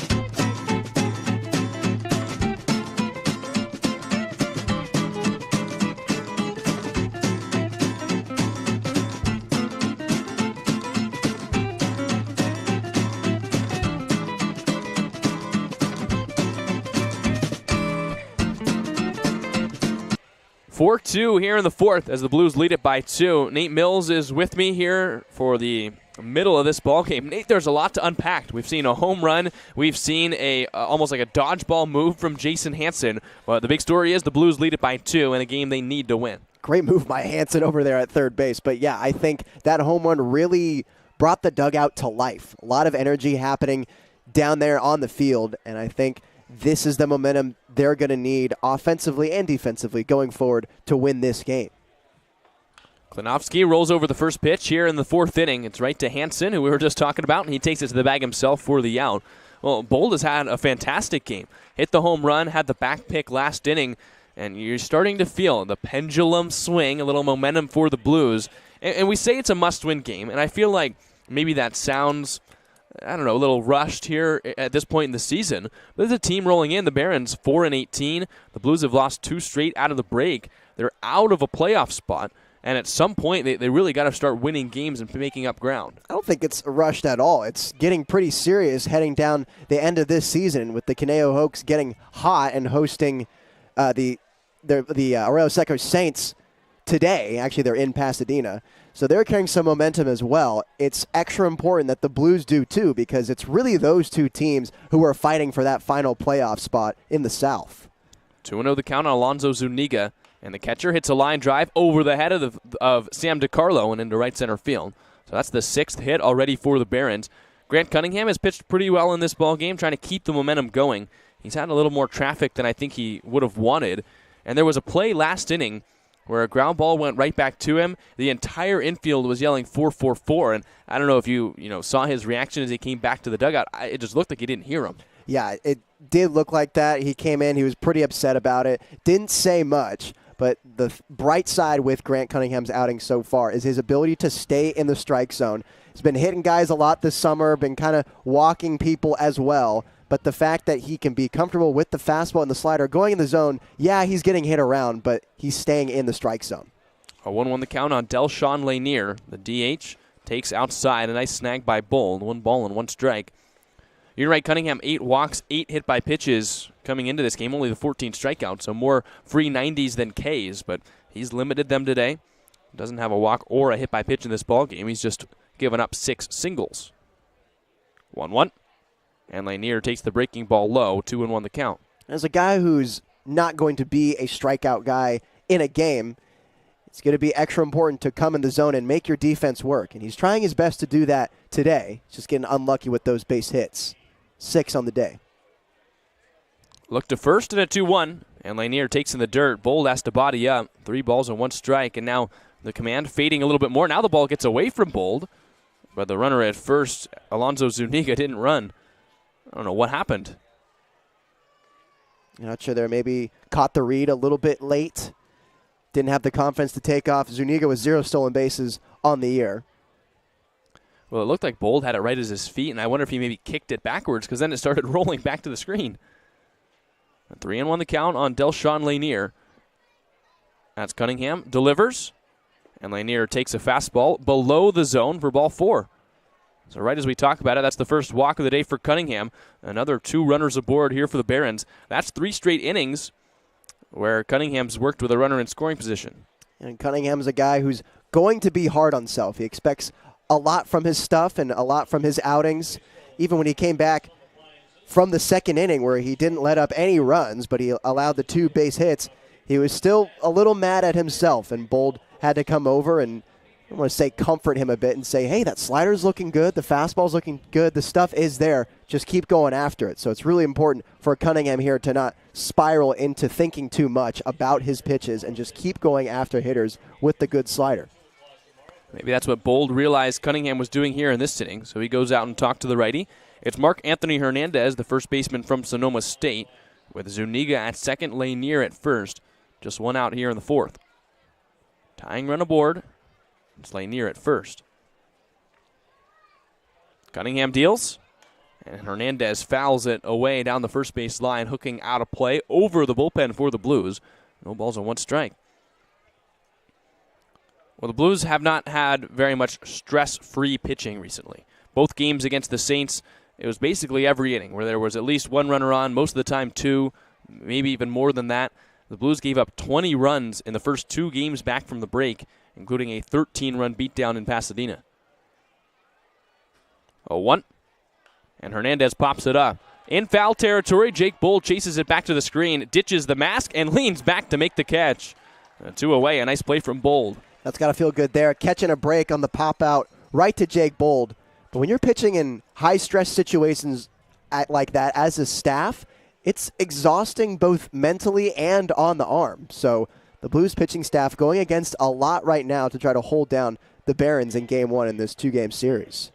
And sometimes, even if it's a bad inning, you can get momentum from getting out of situations like that. Or an inning like this where there's a single and a walk, if Cunningham's able to get out of it here, it would give some more offense or give some more momentum to the offense. That's why that pop out to Bold feels extra good.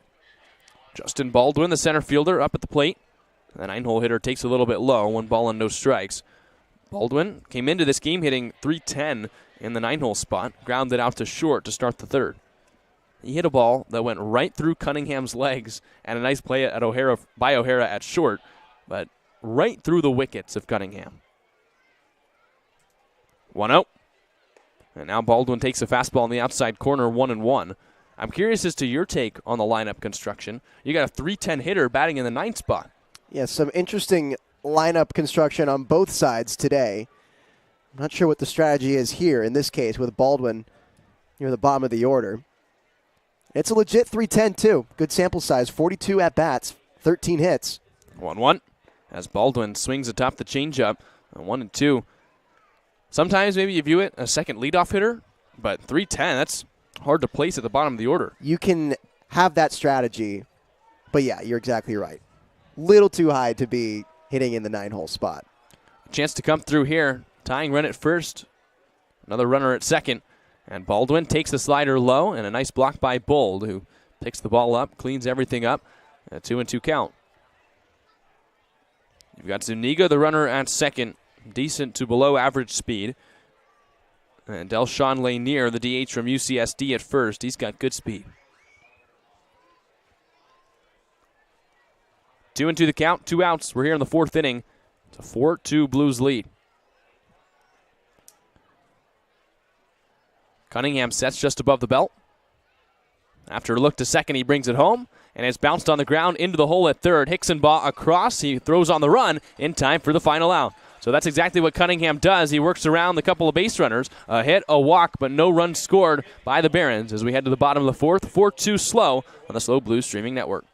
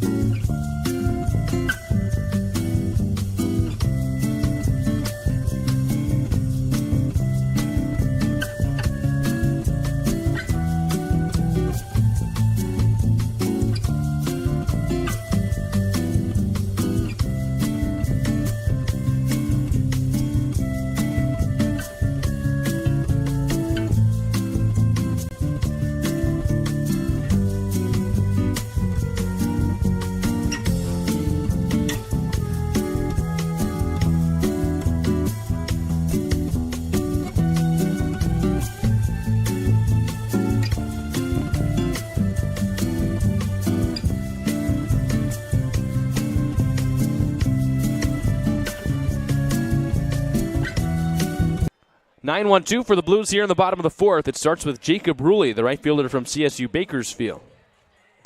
The Blues lead it by 2. It's Harold Boyce out for his 4th inning of work. SLO's got the 4 hits. The big one was the home run from Jake Bull, but they've also been helped out a little bit by Harold Boyce. He's walked now 3 in the game, and he's hit a batter.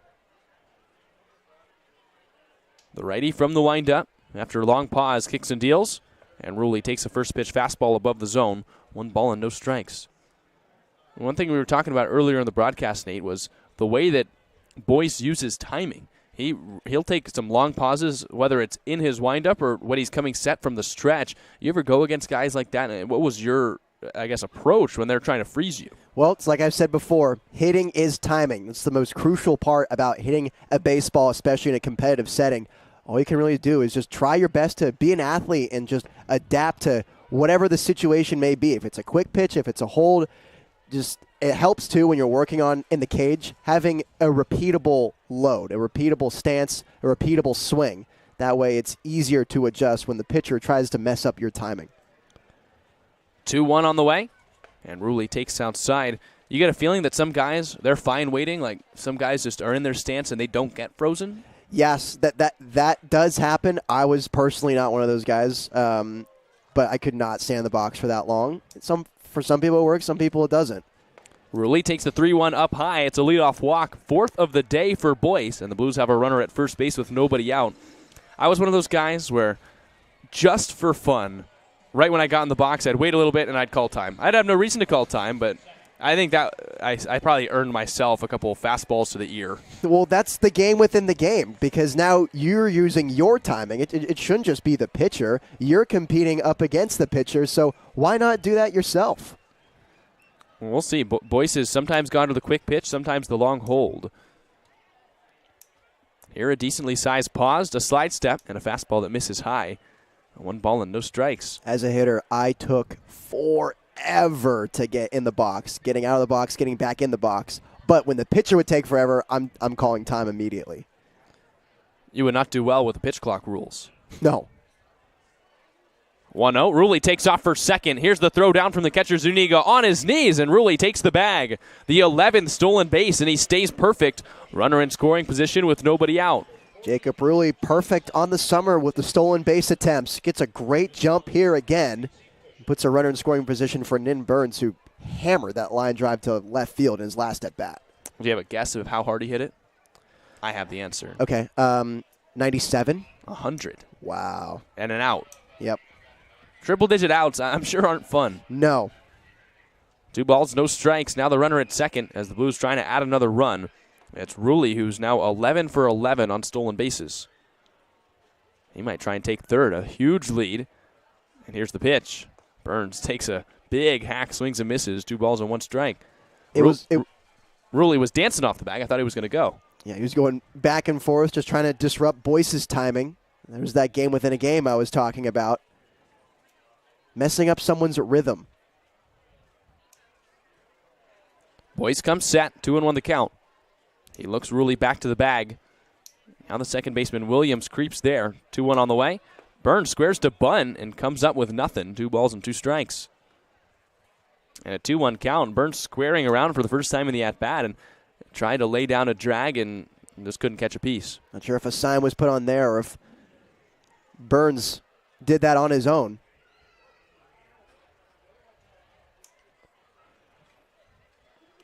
Burns trying to do his job at the very least, get the runner Rulli over to third. Nobody out, runner in scoring position for San Luis Obispo. Boyce, a long hold, and now he spins around and looks Rulli back to the bag.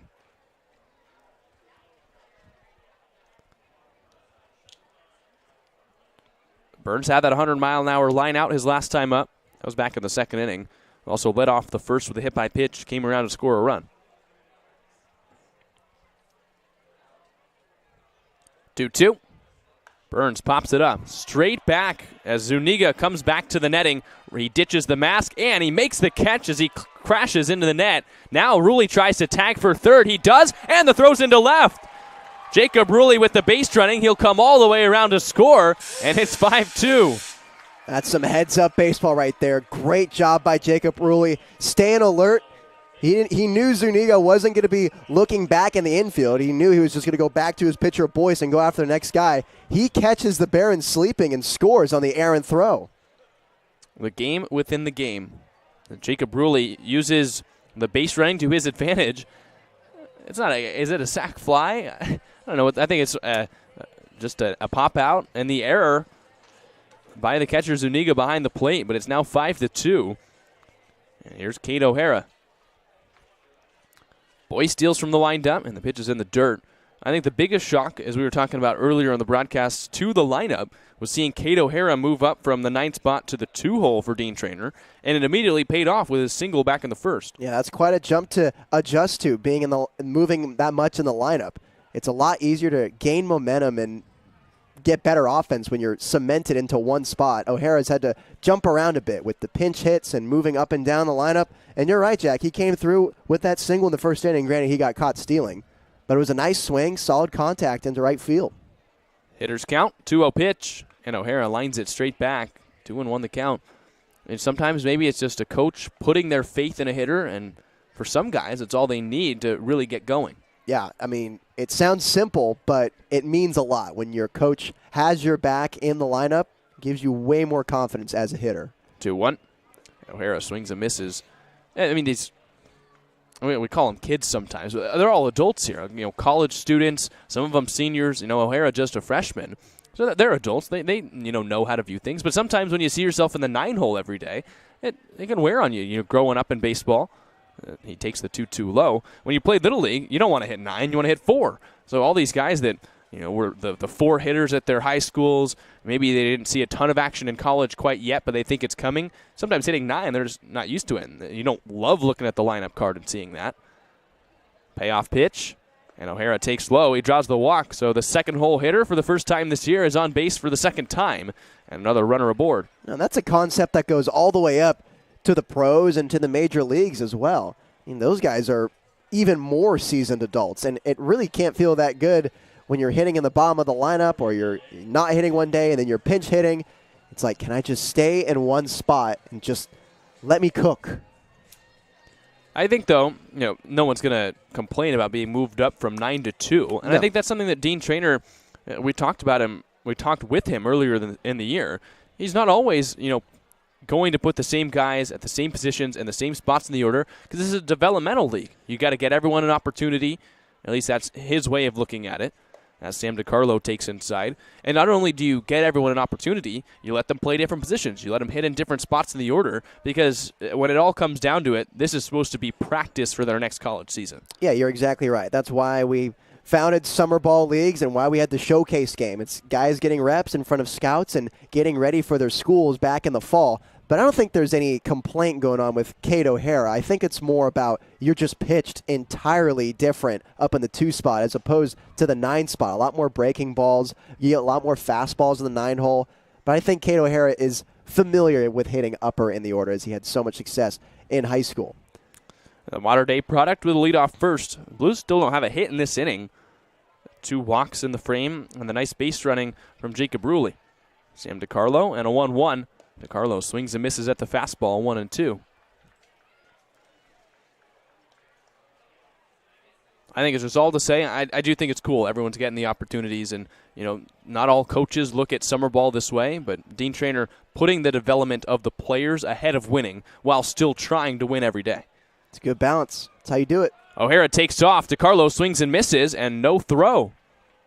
I think Zuniga, either he thought it was out number 3 or he thought DiCarlo was in his way, but Cade O'Hara with a stolen base. This time he's not thrown out. But DiCarlo down on strikes, 2 outs, a runner at second. O'Hara's second of the year. He gets a great jump on Boyce's delivery. We talked about the funky timing out of the right-hander. That's goes for stealing bases as well. It's hard to steal bases when you don't know when the front leg is going to pick up or when the motion's going to start. But Cade O'Hara doing a great job finding the correct timing and stealing second. 4th strikeout for Boyce. Here's Jake Bold, who struck out his last time up after his homer back in the 1st. Now O'Hara takes off for 3rd. A take by Bold, throw down from Zuniga, and O'Hara is out at 3rd. A late call, and O'Hara thrown out for the 2nd time today. He got a little greedy, and he's out of the 3rd base bag. Final out here in the 4th. As we head to the 5th, it's 5-2 on the SLO Blues streaming network. And it's time for the dizzy bat.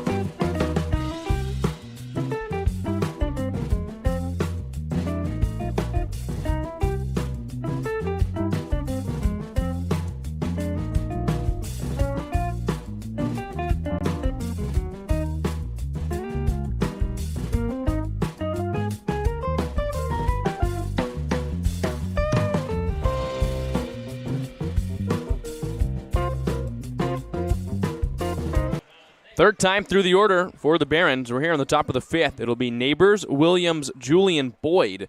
The Blues lead at 5-2. Trying to break the losing skid, pick up their first win of the second half. SLO entered the break with a 3-game win streak. They were swept by the Saints. And now in a must-win game, the Blues are up 5-2 on the Barons. Come out Neighbors, the switch-hitting shortstop to lead things off against Grant Cunningham, who deals and misses just a little bit inside with a breaking ball. Neighbors is 1 for 2 today. He's grounded out to short, singled and scored in the third. Blues doing a good job chipping away at runs and keeping that lead alive, but if the Barons want to get something going, Neighbors is the man to call. 1-0. Neighbors hits it in the air left field. In comes Jariah Lewis, who now jogs underneath it and makes the catch. Yeah, you're right, Nate. It was 3-0 Blues, and then the Barons, a pretty good job of responding back in the third inning. It made it 3-2, but back-to-back unanswered runs for the Blues, so now another 3-run lead. What's the key to keeping it?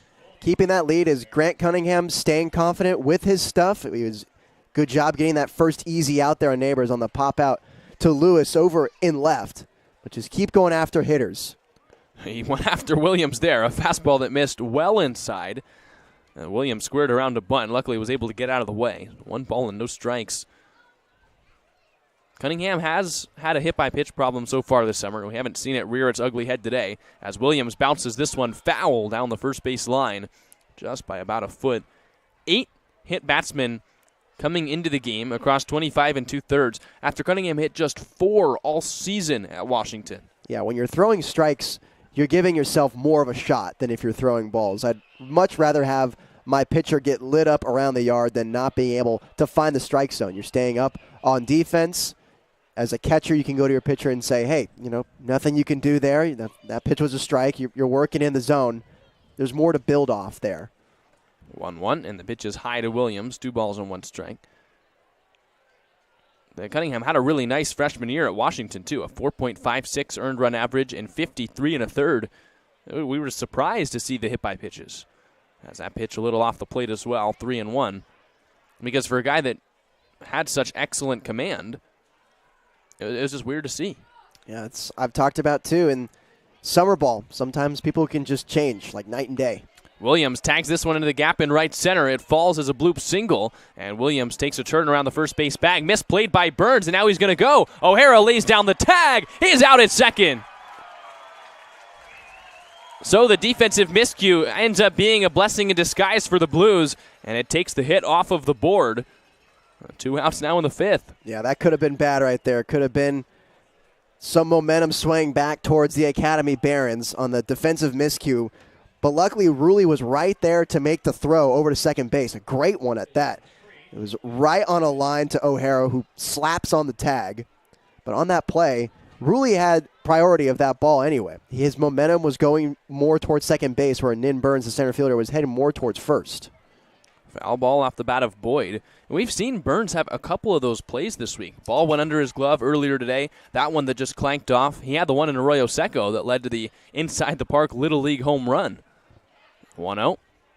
I know you played outfield, and sometimes we've talked about the shadows being a reason for stuff like that. Is there any reason today that you would think that maybe Burns struggling seeing the ball, or maybe an explanation for why it's happening? I think he just wanted to come up with it too quickly and try to get the throw into the infield. Got to go ball first. That goes for the infield and the outfield.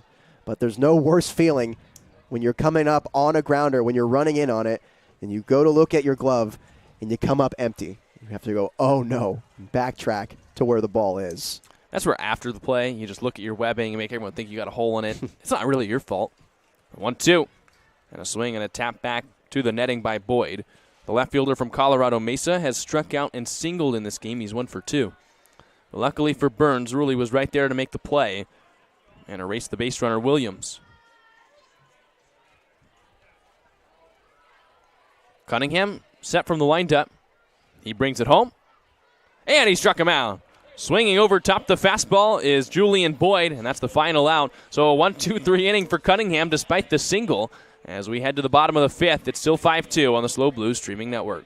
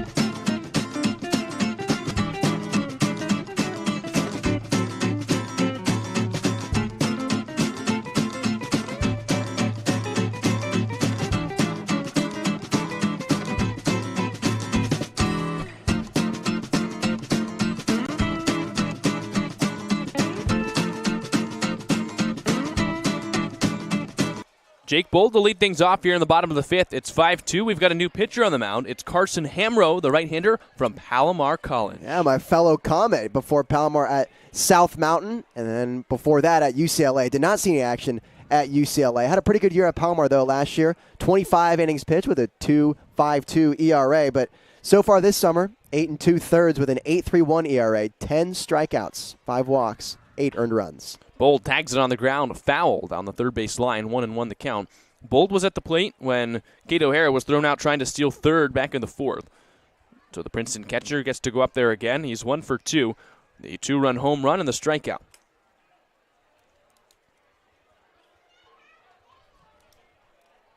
Well, Nate and I always enjoy, of course, with Nate's time at Palomar. Whenever we are doing roster prep and we see a guy from that school, Nate always pipes up. He's like, Palomar. I have a thing with pretty much all the teams we've played. I've had, those 3 degrees of separation. I feel like it's been 1 for me. Yeah. I mean, the baseball world is just so small, whether you're on the East Coast like what I did my freshman year or you're back at Palomar in California like I was last year. Always in the middle, you will find a connection somehow, some way, anywhere in the country. That goes for most baseball players, I think, at the collegiate level. 1-2, and Bold takes strike 3 call. So Hamrow K's the first batter he faces. 1 out here in the fifth. That's a good slider there by Carson Hamrow. We're talking about it in between innings. He's got that over-the-top delivery. It makes it easier to see out of the hand. But it looks like Bold got a little crossed up on that slider. We're taking it all the way for strike 3. Here's Jason Hansen, the first baseman from UC Davis.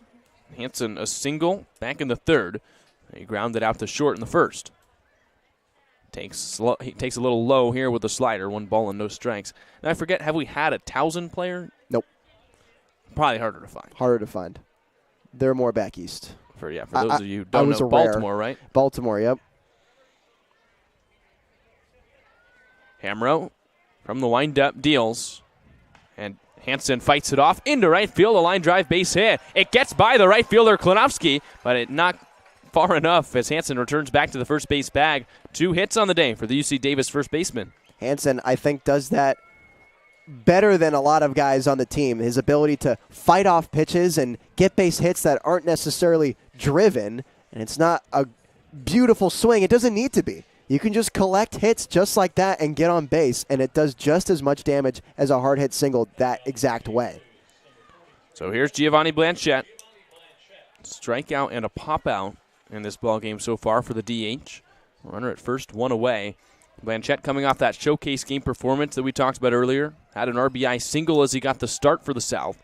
And he takes inside here. 1 of 2 representative from the Blues, and it feels a little sad to talk about it, but the other representative, Theo Hardy, no longer with the team. He's headed off to Cape Cod, snapped up by the Yarmouth Dennis Red Sox, and we'll really miss Theo. I talked about it in the dugout with some of the guys in this game. As Blanchette swings and fouls it back. And that's an energy that will be greatly missed. He was one of the more energetic guys on the bus, in the locker room, in the dugout. That's a voice they're going to miss, I think. I still hear, sometimes I just walk around, and I think it's because we're so used to hearing it on the bus, when the players will play Uno on their iPhones. You got the Game Pigeon apps and iMessages, and Theo Hardy is always the most vocal one. 1-1. Blanchette swings and ropes it foul down the left field line. It's something to the extent of, he don't got red, he don't have this color. He's just bellowing through the entire bus. It made the bus rides 10 times more fun, more entertaining. And that's something you'll see at the collegiate level, too. It's always one game. You'll always find a team, find a game, and latch onto us. For us at Palomar, it was Mafia. I don't know if you ever played that. That's not with the phone. But for the Blues, it's Uno. 1-2. Blanchette down on strikes. 2 strikeouts for Hamrow here in the inning. And not only will the Blues miss the personality of Theo Hardy, you could argue that maybe he's been the team's best hitter so far this summer. Yep. And in his last game, raised his average up just below 300. He was the CCL South Hitter of the Week in the inaugural awards by the league. Switch hitter, he played both third base and shortstop very well for the Blues.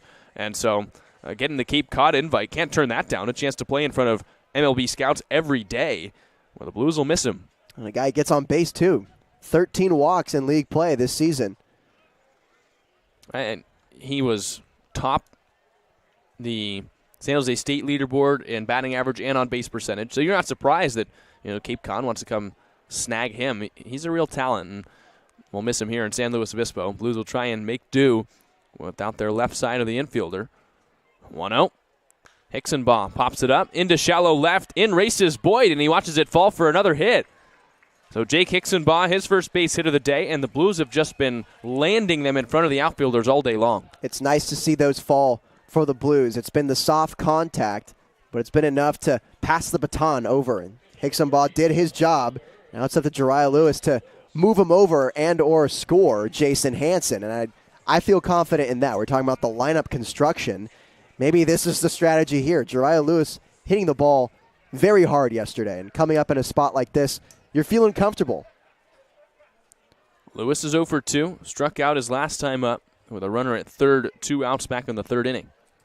Now 2 runners aboard, 2 outs. It's Hansen at second, Hicksonbaugh at first, as Hansen chased back to the bag by Hamro. The last time Hansen was aboard, he not only stole second, tried to steal third, and then had that ridiculous evasive maneuver when he got caught in a rundown. Kept the inning alive for Jariah Lewis, and Lewis couldn't bring him in, but nice base running for the Blues, who have run the bases well all day. First pitch to Lewis, and the center fielder takes a little low, 1 ball and no strikes. If you're here early enough at the games, you will see Jason Hansen walking around barefoot. It's called grounding, just sort of getting your balance and getting set to make athletic maneuvers like he did in that last inning. So wonder how much credit you can give from grounding to making a play like that. 1-0. Hamro deals, and Lewis takes on the inside corner.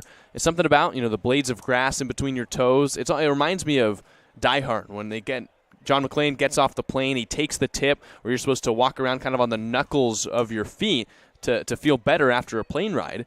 It's definitely something that goes around the major leagues. I think Jock Peterson, a big advocate for it in the MLB. You see Hansen doing it too. He was doing it way early before the game today.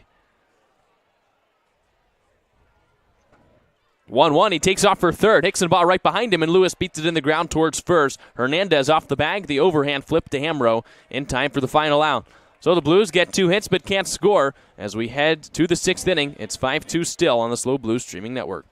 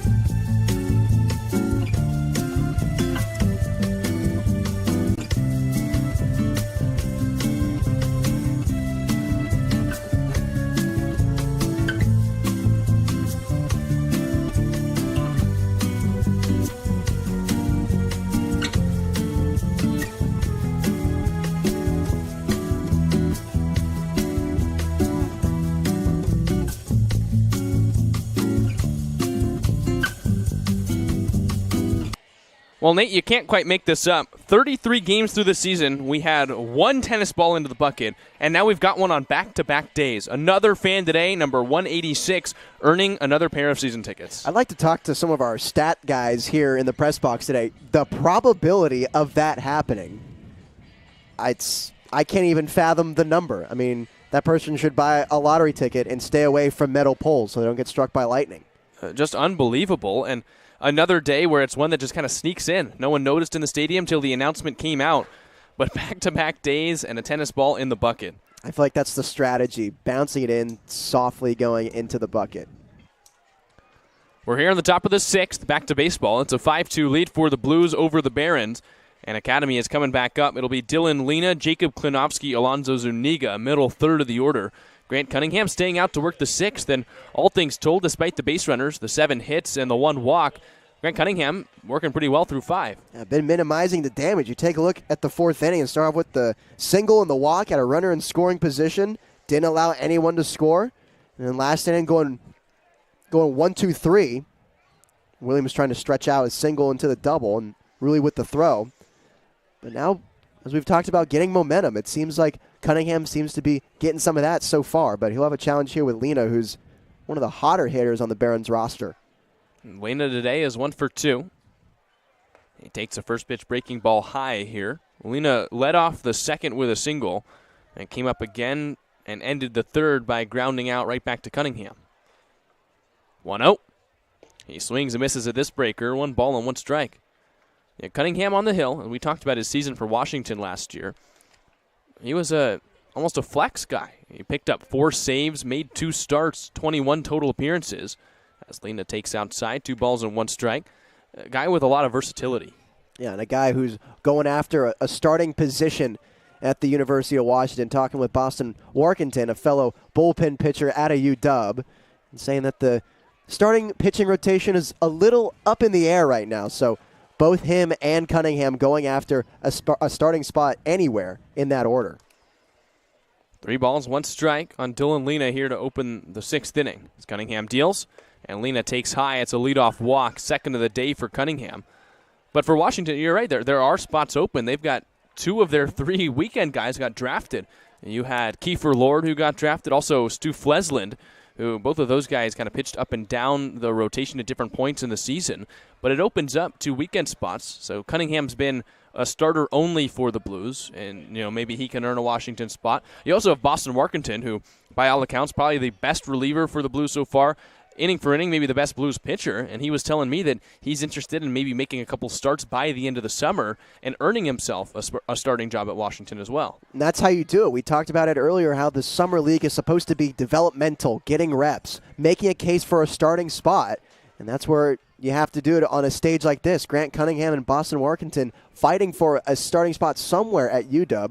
We set up this scenario here. This is why we have this. You do it in summer ball, you do it in fall ball. That's how you earn a spot. 1-0. Klinovsky rolls it on the ground to first. Hansen steps on the bag, throws to second. The tag applied by O'Hara. It's a double play. And the Blues turn 2. Another nice defensive play from Jason Hansen. He's making first base look easy. Yeah, Jason Hansen doing exactly what you're supposed to do. Going over, stepping on the first base bag, yelling tag on the throw over to Kate O'Hara. Got a little shaky on the throw. I think he had a misgrip over to O'Hara as it floated over to second. But O'Hara doing a good job standing up, coming back down with the tag. It's the grounding. First pitch here to Alonzo Zuniga is right on the outside corner. Something about walking around barefoot on the grass means you can play a good first base. He's grounded at first base all right. 0-1. That pitch is high to Zuniga. 1 ball and 1 strike. I feel like we always have the most notes on Jason Hansen just because he is the most talkative, the nicest. Hansen always wants to help out, give us as many notes as possible as he collects this one. An easy walk to the bag. That's another nice inning for Cunningham. Walks the first batter, gets a double play, and the easy rollover here to end the 6th. We head to the bottom half of the frame. It's still 5-2 on the SLO Blues streaming network.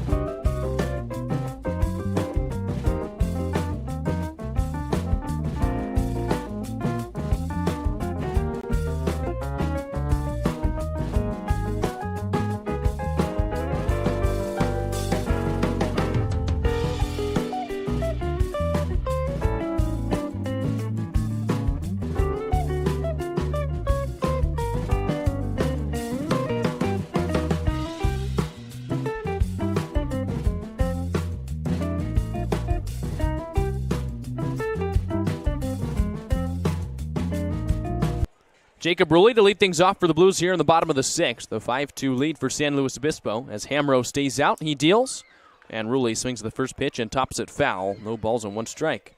Rulli in this ballgame has walked twice. He basically manufactured a run on his own the last time he was on base in the 4th. He walked, stole second, tagged up on a pop-up to the catcher from second to third, and then with a throw going into the outfield, came all the way in to score. Yeah, that's the heads-up base running the Blues are looking for.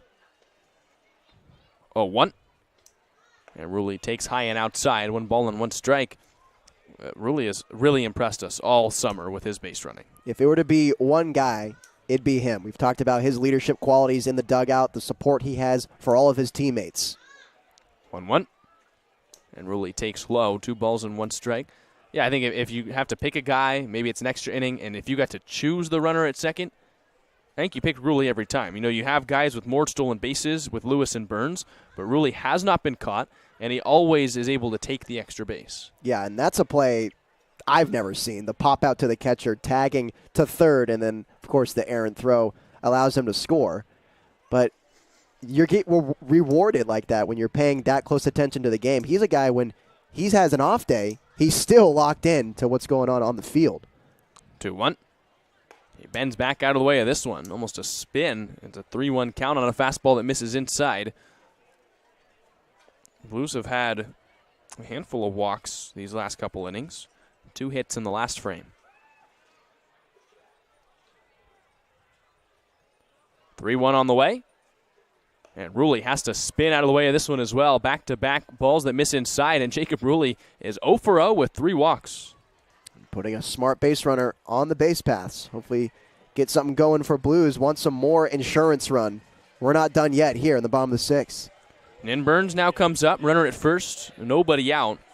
Rulli stole his 11th bag of the summer. He's a perfect 11 for 11. And now you wonder if that's in the back of the mind of the Academy Barons. Rulli has just run all over him today. You've got Nin Burns at the plate. Burns has hit the ball pretty well today. Has the pop up to the catcher, 100 mile an hour line out to left, and a hit by pitch.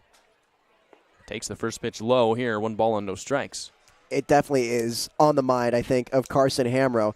It's like you said, Jack, he may not have the speed of Lewis and Burns, but I think he gets the best jumps of anyone on the team when he steals a base, and the proof is right here in the 10 for 10 or the 11 for 11 in stolen bases. Want to know the count on Nin Burns. Fast runner in his own right. As Hamro from the stretch picks to first, and Rulli dives back in. We've got Nin Burns, who we've talked about Cal Poly Pomona all year with him, but recently entered the transfer portal, announced it officially today on Twitter. So transferring for the second time, as he played for Mount San Antonio College in 2022, played 1 year for Cal Poly Pomona this past year. He's transferring again. We'll still kind of looking to see where Nin Burns will end up, but it's hard to ignore the stats he had last season. As Rulli takes off again, the pitch is inside, and no throw. Rulli takes the base uncontested, and now he's running back to first. I think he thought it was a foul ball. I have never seen that in my life. I don't know if the umps know it's a foul ball. It wasn't a foul ball. Renee talking over to Jacob Rulli at first base, now to the first base umpire. If you steal a base and touch second, I don't think you can go back to first. He just did. That is unreal. Jacob Rulli stole it so well that because there was no throw, he thought it was a foul ball. Huh. So that's stolen base number 12, and then he just decided to go back to first. Right? Yeah. He still gets the stolen base. And was sprinting back towards first. And that's fouled back off the bat of Burns. I guess he just gave it back. Because if he did think it was foul, you jog back to first, no? Yeah, maybe just playing mind games with the Barons. I don't know, but we'll see if he goes again. He literally got such a good jump that he thought it was a foul ball. Now a 2-1 on the way. And Burns bounces it right back up the middle. A chance for 2. The pitcher, Hamro, goes to second. Throw back to first. It's a double play. So just like that, it comes back to bite the Blues. 2 outs here in the 6th. Yeah, now you really wish you had that stolen base, avoiding the double play. I'm not sure what happened on that still. The ground ball right back up the middle. You can flip 2 easily. I'm still wondering whether that is even within the rules of the game. When you have a guy that's running around the bases on a ball that's eventually caught, and then they have to return back, say someone hits a ball far to the wall, runner at first doesn't know it's going to be caught, and then has to come back. You have to touch second base on your way back. But if you have reached second base by your own right, I don't know if you can go back to first. As a ground out there from DiCarlo ends the inning. What a weird frame as the randomness continues here since the break. As we head to the 7th, it's still 5-2 on the SLO Blues streaming network.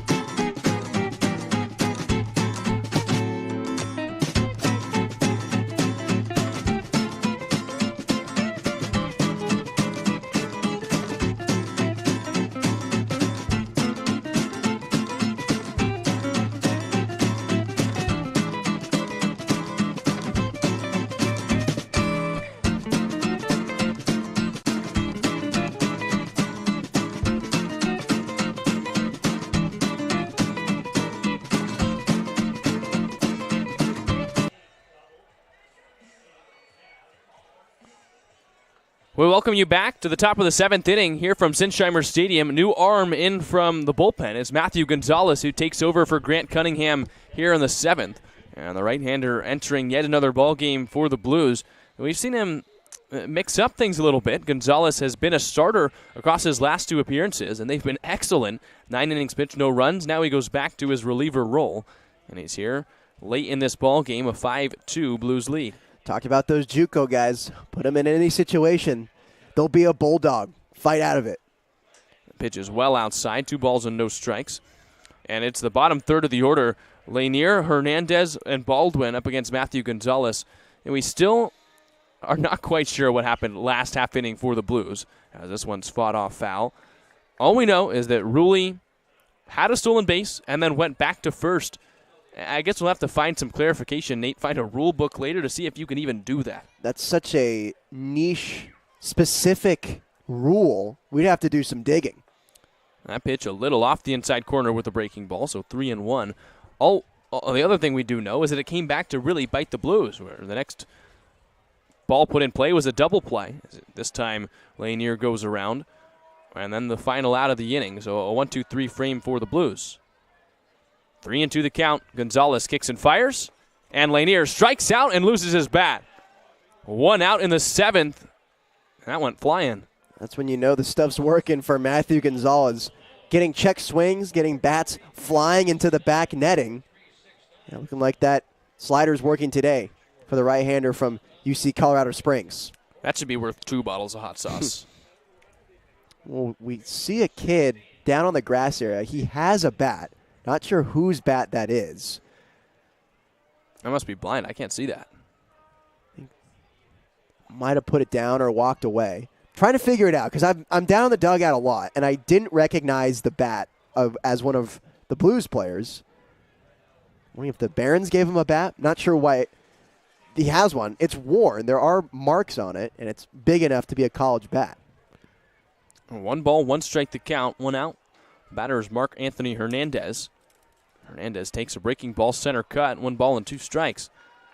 Gonzalez enters this game, 3.95 earned run average across 13 2/3 league innings. We mentioned he's been a starter his last 2 appearances. 9 innings, no runs, 6 hits, 11 Ks across the 2. 1-2. And this time Hernandez rolls it on the ground past the third base bag and past the snare of Hicksonbaugh. Lewis cuts it off near the line, and Hernandez does not test the arm of the left fielder from San Jose State. So it's a hit for Mark Anthony Hernandez, his first of the day. Looks like Hicksonbaugh was anticipating another hop to come right up into his backhanded glove, moving towards the left field line. But the ball stays down, goes right underneath the leather. As an infielder, I've talked about it earlier this season, you always got to come down to up, not up to down. It's a lot easier to react to a bad hop or a non-hop that way. So runner at first, 1 away. Here's the 9-hole hitter Justin Baldwin, and Baldwin takes a little low and in. 1 ball and no strikes. Gonzalez did not pitch for UC Colorado Springs this season. Transferred in the offseason there from Allen Hancock College, where he was teammates with Jacob Ruley. And maybe showing off to UC Colorado Springs that he can do both, relieve and start. He was the closer in the early parts of the season for the Blues, and then they just threw him out there for a start against the Foresters, and he was dominant. Yeah, it gives his coaching staff something to think about over at UC Colorado Springs. Maybe rethinking his role over there as maybe a guy who can start, close, relieve, do whatever. But it's better to have that problem. Swing and a miss by Justin Baldwin for the first strike of the at-bat, 2-1. Gonzalez was the 2021 Western State Conference North Pitcher of the Year at Allen Hancock. Had a 1.45 earned run average and 37 1/3 innings. 2-1. Big swing and a miss. That's the dirty changeup. The count evens up at 2-2. 36 Ks to 8 walks in that season at Allen Hancock. Also threw the 6th no-hitter in Allen Hancock College history. So starter there, both for the Blues. 2-2, and Baldwin ropes it to a diving Jason Hansen, but foul down the first base line. Some good agility by the umpire as well. Both diving out of the way. Just hit the deck. That was grounding in a different way for Jason Hansen. Full body grounding. Talk about that history at Allen Hancock College. 6 no-hitters? 2-2, and that is outside. And Nate, we've got a clarification. We found a rule book, and what Ruley did in that last inning, completely not within the rules. Huh. I don't think the umpires were anticipating making a call like that today. And Baldwin takes strike 3 call. Well, enough about last inning. 2 Ks for Gonzalez here in this frame. 2 away here in the 7th. He goes back to what looked like a two-seam fastball. Had more velocity than the changeup. Has the same type of movement. But it was a two-seam fastball on the outer black. Well placed. So now it's Kamau Neighbors, the shortstop from CSUN. 1 for 3 on the day. Goes the switch hitter. Top 7. Blues lead at 5-2 in a must-win game. Gonzalez delivers, and Neighbors takes a changeup on the inside corner. No balls and 1 strike. I think if I was an umpire too, that's so far deep in the rule book, I'm not sure I'd realize it either. No. 0-1. Neighbors takes a slider high. 1 ball and 1 strike. Gonzalez, 5'9", 175-pound right-hander. He'll be a redshirt junior this season at UC Colorado Springs. He deals 1-1, and Neighbors takes a two-seamer on the inside corner. The count 1-2. So Gonzalez a strike away from getting out of his first frame here today. Mark Anthony Hernandez with the lead at first. 1-2, 2 outs. Gonzalez deals, and he misses high.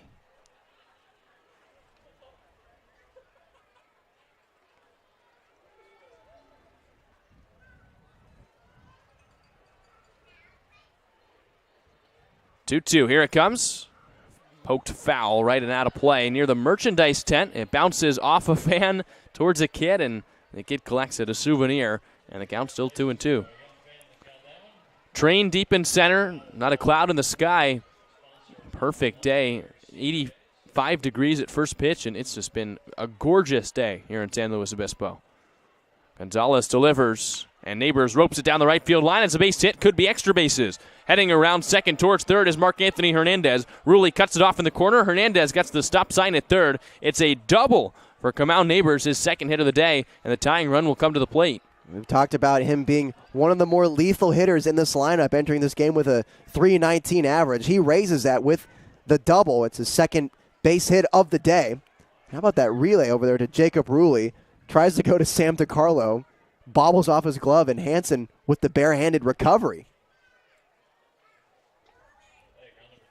So now it'll be Thomas Williams representing the tying run in this one. A 3-run lead for the Blues, but now runners at second and third for the Barons, and a chance for them to carve away at the Blues' lead. It's Williams, the second baseman from Santa Ana College, who's 2 for 3. Back-to-back singles for Williams. He takes inside here, 1 ball and no strikes. You've got Hernandez at third, had a single earlier in the frame, and Neighbors at second, he just doubled. Barons have lost 6 straight. And one of the teams they've beaten for their 4 wins this year was the Blues. They're trying to do it again here at Sinsheimer. This one's tapped foul on a check swing, 1 ball and 1 strike.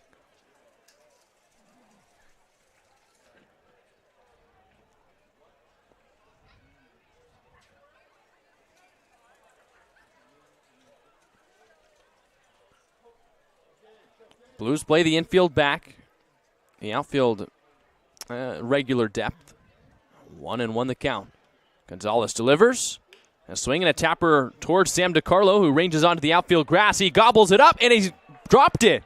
He just dropped it right off his belt. A run comes in to score as Williams beats it out. It's an error on the second baseman, and it's 5-3. There's some confusion who is going to go after that ground ball. Saw Hansen running towards that way. Looks like DiCarlo called him off. Hansen with the quick turnaround over to first. I think DiCarlo saw Williams approaching the bag rather quickly, tried to get it off in a rush, and that's where the bobble happened. The ball bounced up on DiCarlo, right around his waist. It seemed like it took him a second to collect it, but then he had it. Then a second drop is what allows Williams to reach base. Now you've got the tying run aboard, a run across for the Barons, and that pitch on the outside corner to Justin Boyd, who's 1 for 3. Tough play off the lip for DiCarlo. His second error in as many games. 0-1 count on Boyd. Neighbors in to score. Or Neighbors is at third after Hernandez scored. And a swing and a miss. No balls and 2 strikes. Neighbors at third, Williams at first. 2 outs here in the 7th, and now the Blues only lead it by 2 runs.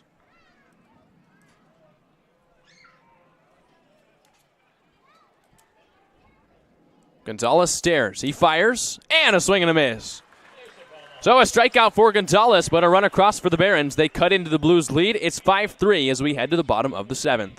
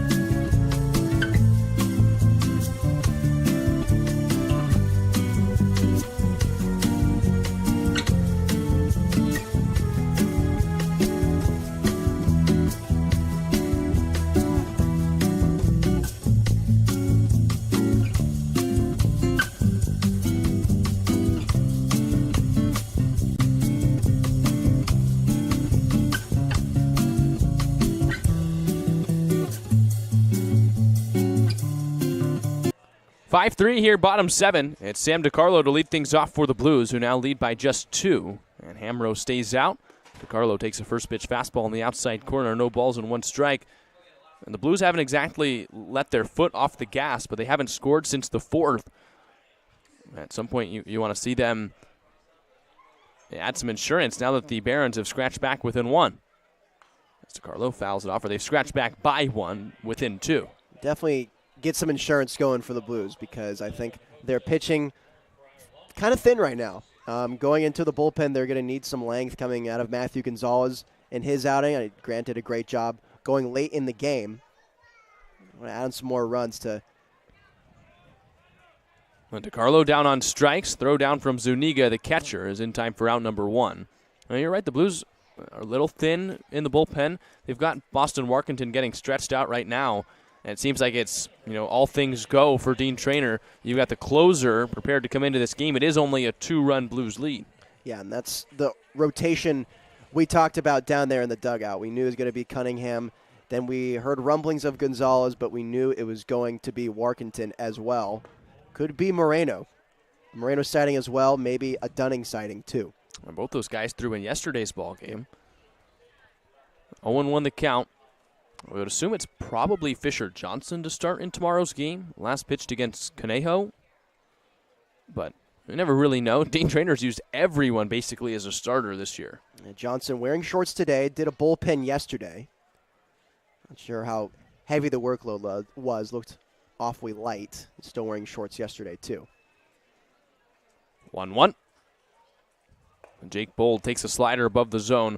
Bold is struck out in back-to-back at-bats after homering in the first, so he's 1 for 3. Add in the count 2-1 here with 1 out in the 7th. The right-hander Hamro comes set and comes home. And Bold, another vicious hack. It almost looks like he's home run hunting right now after seeing how far he hit the ball in the first. It's the inverse of what I've said, or what my coach has said when I was growing up. When you start out the weekend with the ground ball, the inverse with the home run. Your swing is too big, and now you have to work to minimize it. 2-2. Bold hits one high and deep to center. Going back is Baldwin, a little bit more of a beat on this one, and he makes the catch in front of the track. So Bold, another nice swing, but not enough juice on this one. Second out here in the 7th. He caught a hold of that one. I think the bat speed on that swing alone is what allowed the ball to jump like that, because I saw the head pull out. I saw the arms not have much structure to them. He threw the bat at it, but it was a hard swing, and that's why we saw that much lift and carry on the flyout. 96 miles an hour off the bat, but only got that one 360 feet deep into center. Not out of the yard is here Jason Hansen, who's got singles in his last 2 plate appearances. Comes up, and it's a 1-0 count. It's a strong kid right there. And the subject of a mic'd up video that came out today on social media. As Hansen swings and taps this one foul. A lot of talk about burritos and other kinds of food. So go check that out on Blues Instagram and TikTok and Twitter. I was just going to say, this is a guy who's powered by burritos. Loading them up. Check it out on Threads as well, by the way. 1-1. Hansen takes inside. We're still figuring out Threads. Who knows what that platform even is? We're working on it. Not sure quite how hashtags work yet, but we're just going to keep posting on it until we figure it out. Subtle plug. 2 balls, 1 strike. Pitch to Hansen. And the UC Davis first baseman takes a strike at the top of the zone, whips his head around. Not sure he thought that was a strike, and the count evens up at 2-2. I'm not sure I did either. Got a call on that slider Hamro did. Out in the zone. 2-2. Hamro taps his feet, works from the first base side of the rubber. He deals, and Hansen takes in the dirt, so the count moves full.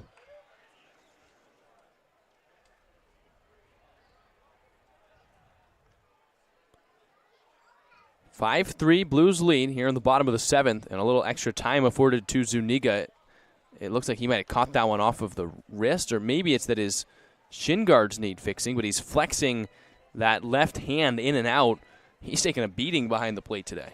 Looks like he's doing both, flexing the hand, tending to the hand, and also adjusting the shin pads. I'm going to have their coach come out and take a look. Hansen's at the dish. We mentioned hits in his last 2 plate appearances. He's 2 for 3 with 2 singles. He's swinging a hot bat. Now on a 7-game hit streak. was a big deal for Jason Hansen. He was struggling to open league play. He was almost positionless too, where he DH'd a lot early on. Now he's proving his value at first base, and not only is his defense keeping him in games, when you're able to hit 7 games in a row, you're going to be in the lineup. Has filled out that first base spot rather nicely. Took advantage of the opportunity when he got the nod to play first against the Conejo Oaks and hasn't looked back since. Payoff pitch on the way from Hamro. Here it is.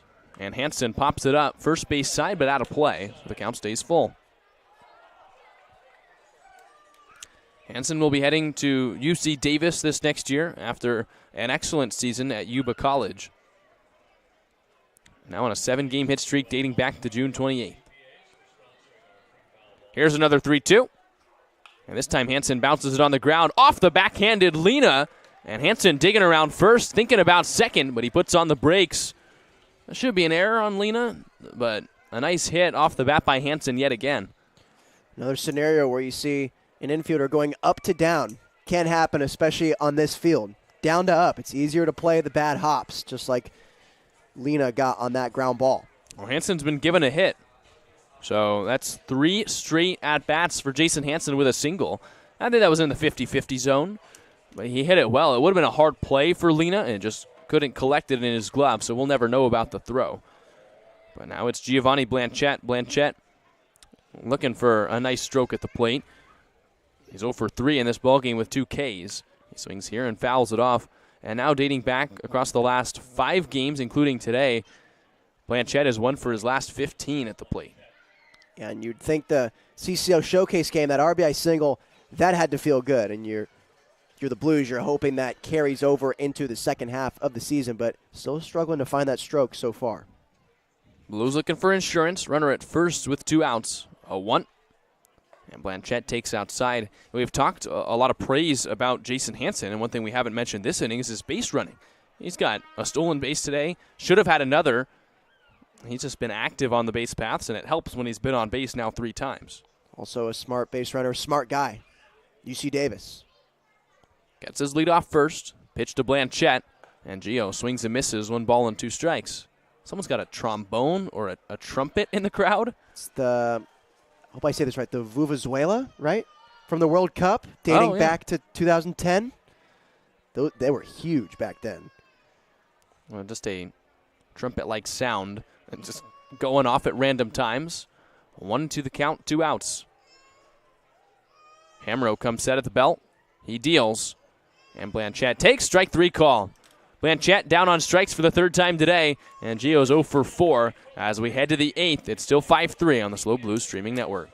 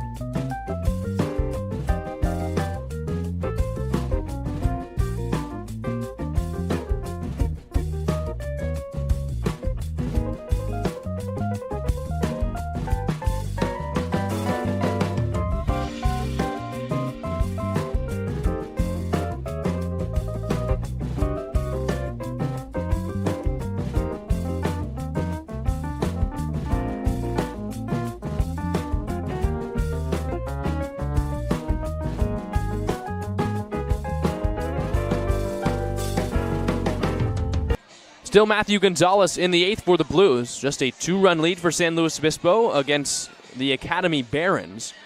And the pitch, first pitch of the at-bat with the music still going, hits Dylan Lena.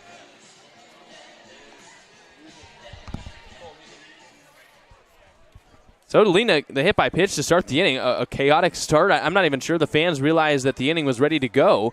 And Matthew Gonzalez plunks Dylan Lena with the first pitch of the at-bat. So now the tying run will come to the plate. It's 5-3. The batter will be Jacob Klinowski. 2-run game and Lena at first. Gonzalez pitched the 7th for the Blues. Gave up 1 run on the error by Sam DiCarlo. So it was unearned. A pair of hits, a single and a double. Did strike out the side. So here's Klinowski. Klinowski today has singled, grounded out to first, and then grounded into a double play. He's got a home run and 12 runs batted in, both second on the team for the Academy Barons so far this summer. First pitch of the at-bat, and Klinowski takes the changeup low. 1 ball and no strikes. Not the way that Gonzalez would want to start the 8th. Now every hitter that comes up, unless he's able to roll a double play, will be the tying run.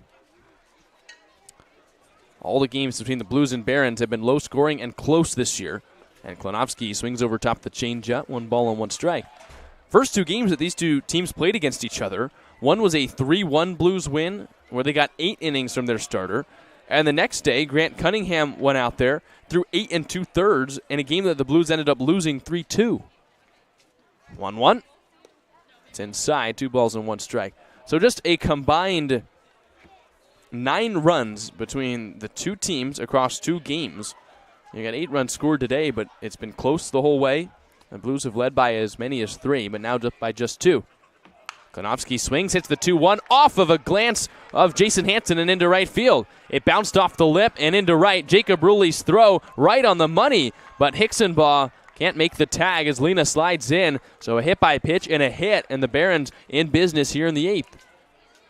The umpire knocked over the third base coach. Everything is weird here to start the 8th. Klinowski hit the ground ball. That's the 3rd in a row that he's hit on the ground to first base. And Jason Hansen, he's played an incredible first base for the Blues. No chances. It just hit off the lip and came right up on him. The only thing he could have put in the way was maybe his face, but you don't want to see that. And Jacob Rulli had to play it in right. So runners at the corners, nobody out here in the 8th inning. And it's Alonzo Zuniga. Catcher from Cumberland so far today has popped out and singled. He's 1 for 3 on the day. Nobody out. Gonzalez needs to bear down as Zuniga takes a fastball in the outside corner. No balls and 1 strike. Lena's at 3rd, Klinowski at 1st. Klinowski represents the tying run.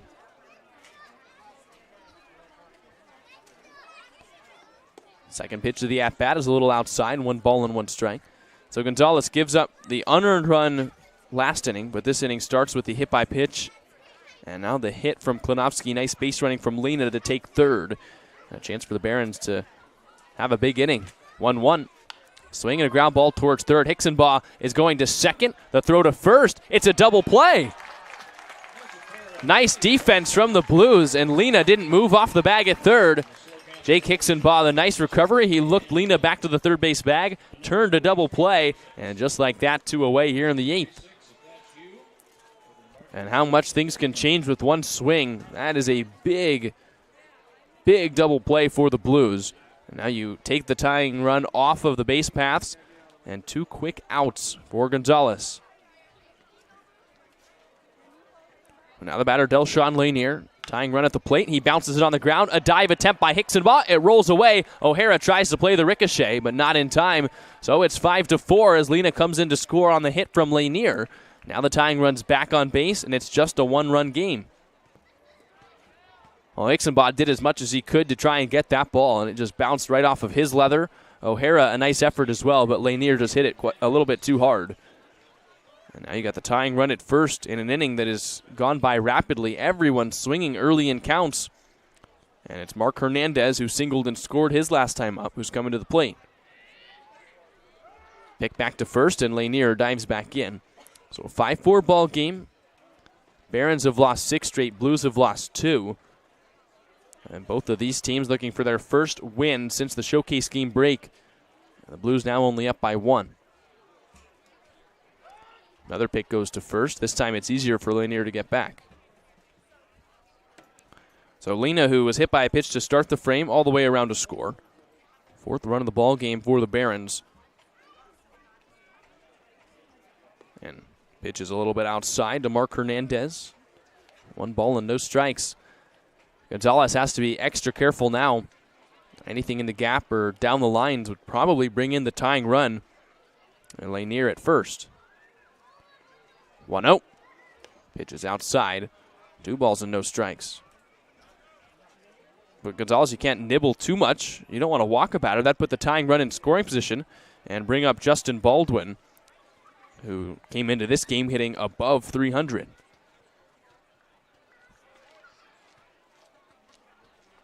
Another stressful inning. 2 balls, no strikes. Here's the pitch. That's roped on the ground, up the middle, a base hit. Nin Burns plays the low hop. Around to second is Delshawn Lanier. And now the tying run is in scoring position here with 2 outs in the 8th. So Lanier moves up to second. Mark Hernandez, his second hit in as many innings. And you've got Justin Baldwin coming to the plate, Dean Traynor coming to the mound, and we might get an early call for Boston Warkentin. Warkentin's been warming up all inning, started getting loose in the last frame, and now he's walking off the hill. He's coming into this ball game. So Gonzalez gives up the unearned run last inning, the earned run in this frame, and you've got the tying run at second. We're going to take a quick break. It'll be Boston Warkentin, the Canadian, coming in to try and close things out here across these final 2 innings for the Blues when we return on the SLO Blues Streaming Network.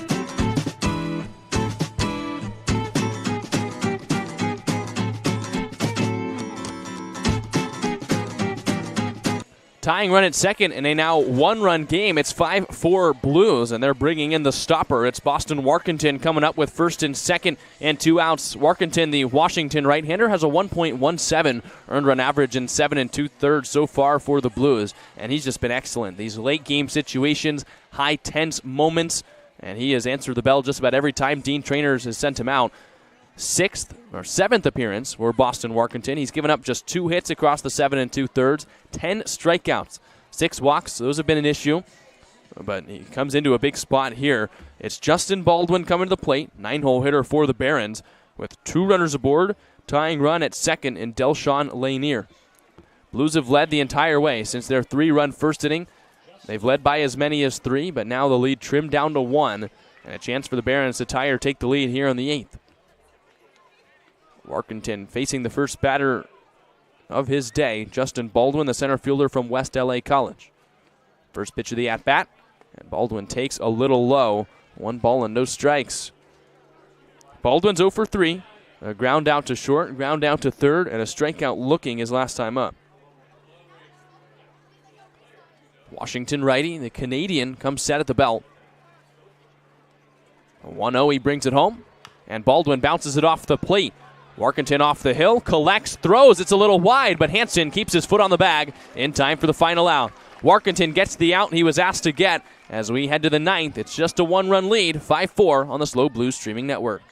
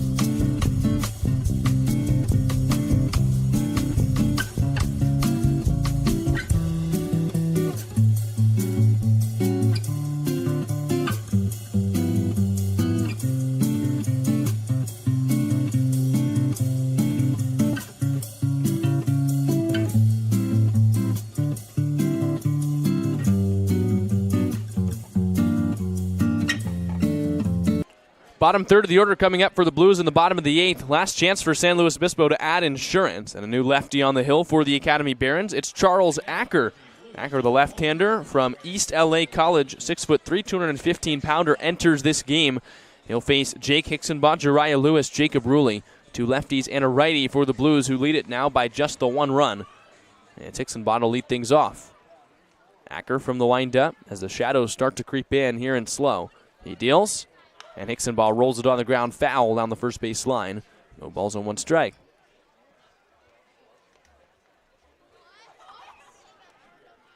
Acker's listed as a two-way player for the Academy Barons, a left-hand pitcher and an outfielder. He'll be a sophomore this next season at East LA College. Prepares for the 0-1. He kicks and fires, and Hicksonbaugh takes the breaking ball low, 1 ball and 1 strike.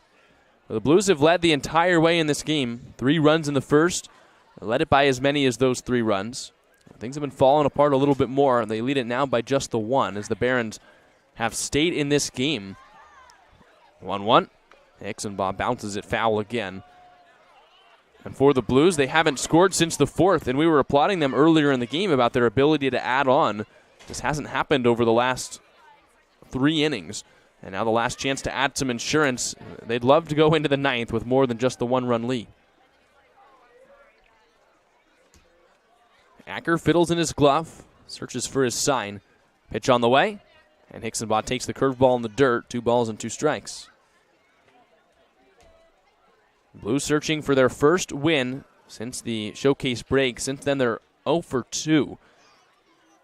2 losses to the Arroyo Seco Saints, trying to get back in the win column.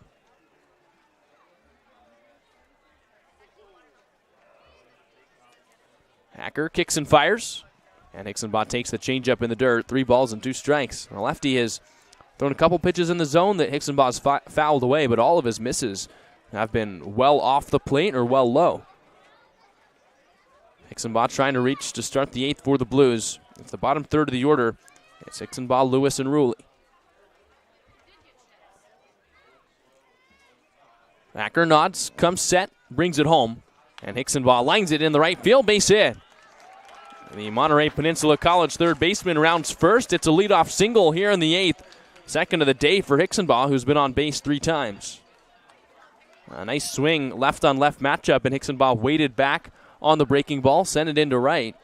And now it's Jariah Lewis coming up, trying to snap an 0-for-3 day. Lewis, the left fielder from San Jose State, has flied out to left, struck out, and grounded out to first. Chance to come up with a runner on base. He's had plenty of opportunities with runners aboard. This hasn't had his best day at the plate. Oh well, Lewis squares to bunt, takes outside, and Zuniga thought about throwing down to first, but Lewis was in the box, maybe a little bit in his way. 1 ball, no strikes.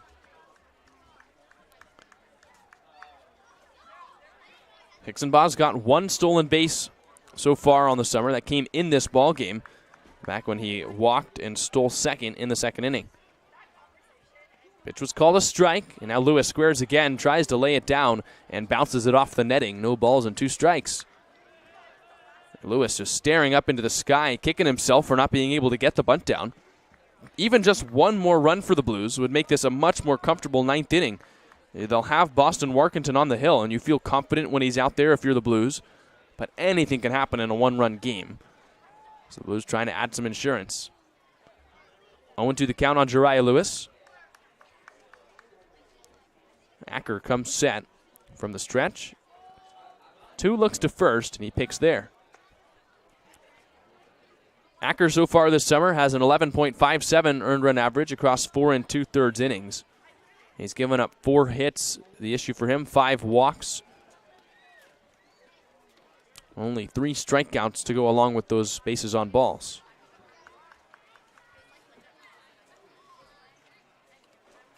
Here's his 0-2. And Lewis taps it foul off of the plate and off of himself as Zuniga chases after the ball, but it was dead by the moment that it hit Jariah Lewis. So the count's still 0-2. Lewis has struck out once today. He now leads the Blues with 21 Ks. This is unless he can roll a double play, a strikeout spot for Acker. Anytime you have a runner aboard, nobody out, trying to find the best way possible to get a non-productive out. And conversely, Jariah Lewis trying to, at the very least, move Hicksonbach into scoring position. Another pick to first, and Hicksonbach dives back in. And that's what you saw Lewis trying to do on the bunt. He was trying to lay it down, get Hicksonbach a second, give the Blues a chance to either maybe move him over to third or bring him in with a single. Lewis not able to get the bunt down, and so the count's still 0-2.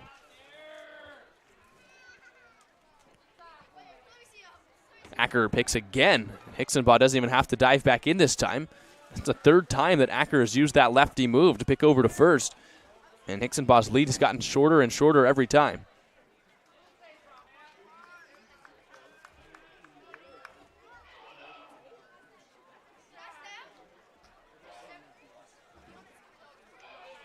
Another 0-2.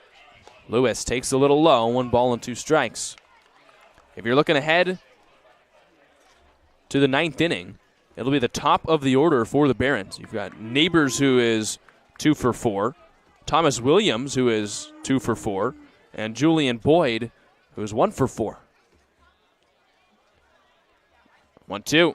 Lewis hits it in the air, right center field. Chasing it back is the right fielder, Klinovsky, but it's the center fielder, Baldwin, who makes the catch without a hat. 1 out in the inning. So you've got a dangerous part of the order coming up for the Barons, which is why it's so crucial for the Blues to add if they can. And now, after just 2 batters here in the 8th, another meeting at the mound for the Barons. They might be taking Acker out of this game. They've got a pitcher warming up, a right-hander, and they might have just been playing the matchups where there were 2 lefties coming into the inning for the Blues.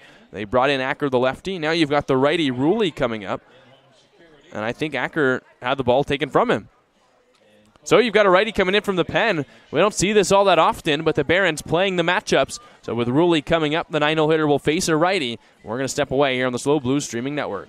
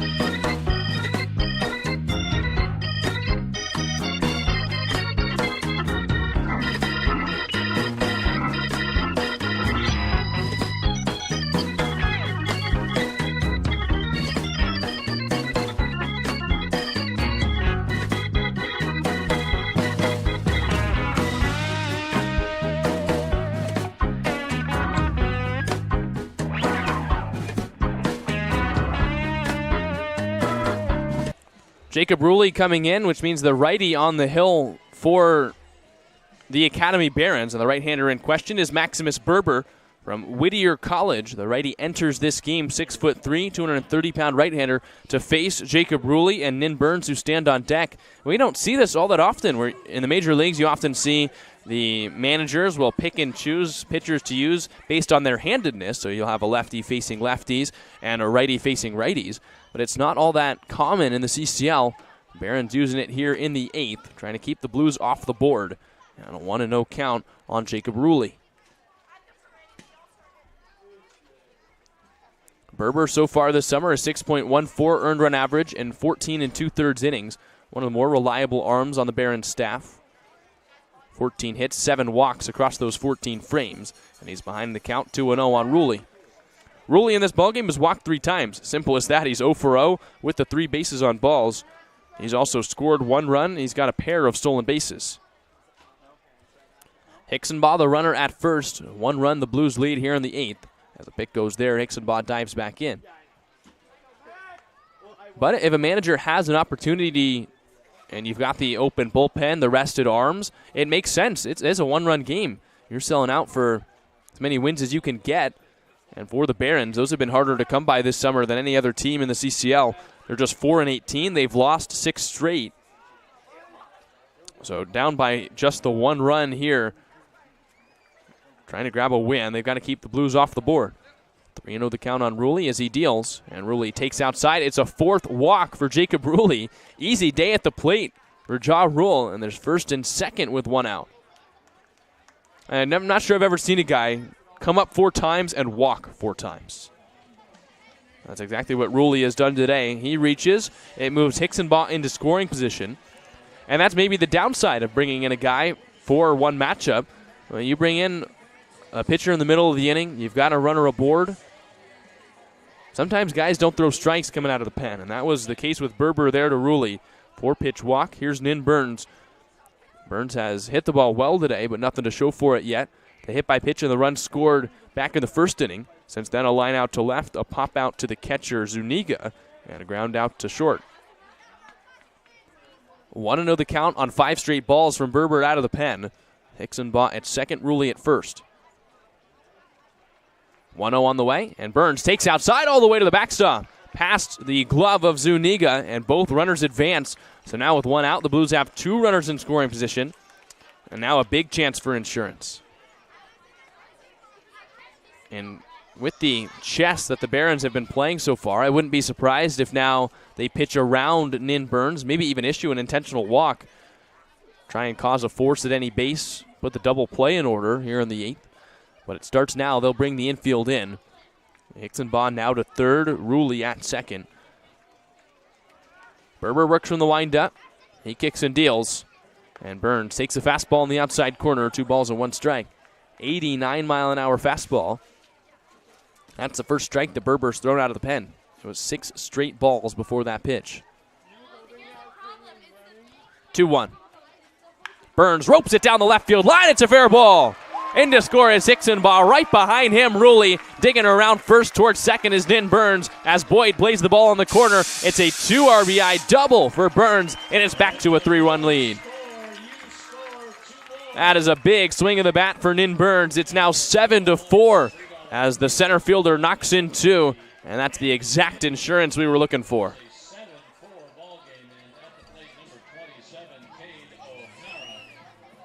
So the Barons tried to play the matchup, and it comes back to bite them. Nin Burns with a 2 RBI double, and now Cade O'Hara comes up, still just 1 out in the 8th. And it takes some of the pressure off the Blues heading into the 9th. Now the 3-run lead and a chance to add some more. And Berber has given up the runs. That pitch is on the outside corner. One of the runs is charged to Acker, the left-hander who started the inning, as he gave up the single to Hicksonbaugh. And then the other one, as Ruley scored, charged to Berber. Pitch in the dirt, 1 ball and 1 strike. And then Burns, who came out of the showcase game break with no league runs batted in, had 1 against the Saints, now 2 today. Seeing the ball a lot better, and just what the Blues needed from their leadoff hitter here in the 8th. 1-1. Swing and a tap back into the glove of Zuniga from Cade O'Hara. 1 ball and 2 strikes. Well, the Blues won't turn down another run either. 7-4, but we've seen the Barons come back from a 3-run deficit before. The Blues will have Boston Warkentin out on the mound as Burns takes off for third. Pitch is called strike 3. The throw down to get Burns is not in time. As Burns steals third, O'Hara strikes out. So O'Hara down on strikes for the first time today. And then Burns' 11th stolen base and his 2nd of the day. And now it'll be Sam DiCarlo, the second baseman from Washington. DiCarlo has walked in this game. He's singled. He's also struck out twice. And now Berber an out away, but Burns has moved up to third. Another insurance run 90 feet away for the Blues. 2 outs. Berber deals. And DiCarlo takes outside, 1 ball and no strikes.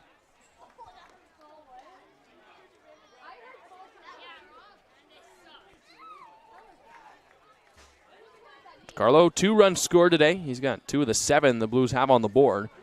He swings at the 1-0, lofts it into right, over the head of Klinowski, the right fielder, and it bounces just in front of the track.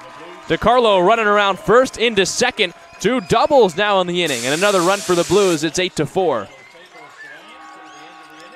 Well, the Blues have answered the call here in the 8th as DiCarlo does his double celebration. 3 runs here in the frame, and the Blues turn their 1-run lead into a 4-run lead. And that really takes the pressure off the 9th. So we've been waiting for the Blues since really the 4th inning, which was the last time they had scored. And they didn't want to go into the 9th up by just the 1. Now an 8-4 ball game. The Barons tried to play a little chess, and the Blues said, hey, we can play it too. 1 ball, no strikes on Jake Bold. So DiCarlo now has 2 hits on the day. He's 2 for 4. Picks up his 7th league RBI. 1-0. And Bold takes a slider on the outside corner. 1 ball and 1 strike. Bold got the scoring started. Really, they opened the game up in the first inning. Hit a home run that was the 2nd hit of the game for the Blues. Hit it 412 feet over the center field wall. Made it 3-0. Ever since that at-bat, really, it felt like the Barons were a little bit more in control. went from 3-0 to 3-2, and then the Blues added 2 more, and the Barons responded back last inning by making it 5-4. But 3 runs here in the 8th for the Blues, and Bold calls time. Catcher caught with something in his eye. You have Carlo at second, a 2-1 count, 2 outs here in the 8th. Berber shakes his sign. Now stares in. He deals, and Bold ropes it down the left field line. It's another base hit for the Blues. Ranging around third, in to score is DiCarlo. Boyd cuts it off, and Bold has to return back to the first base bag. How about a 4-run 8th inning for San Luis Obispo? 9-4 after another hit here in the 8th. Bold picks up his 3rd RBI of the day. And the Blues have been doing it all with 2 outs.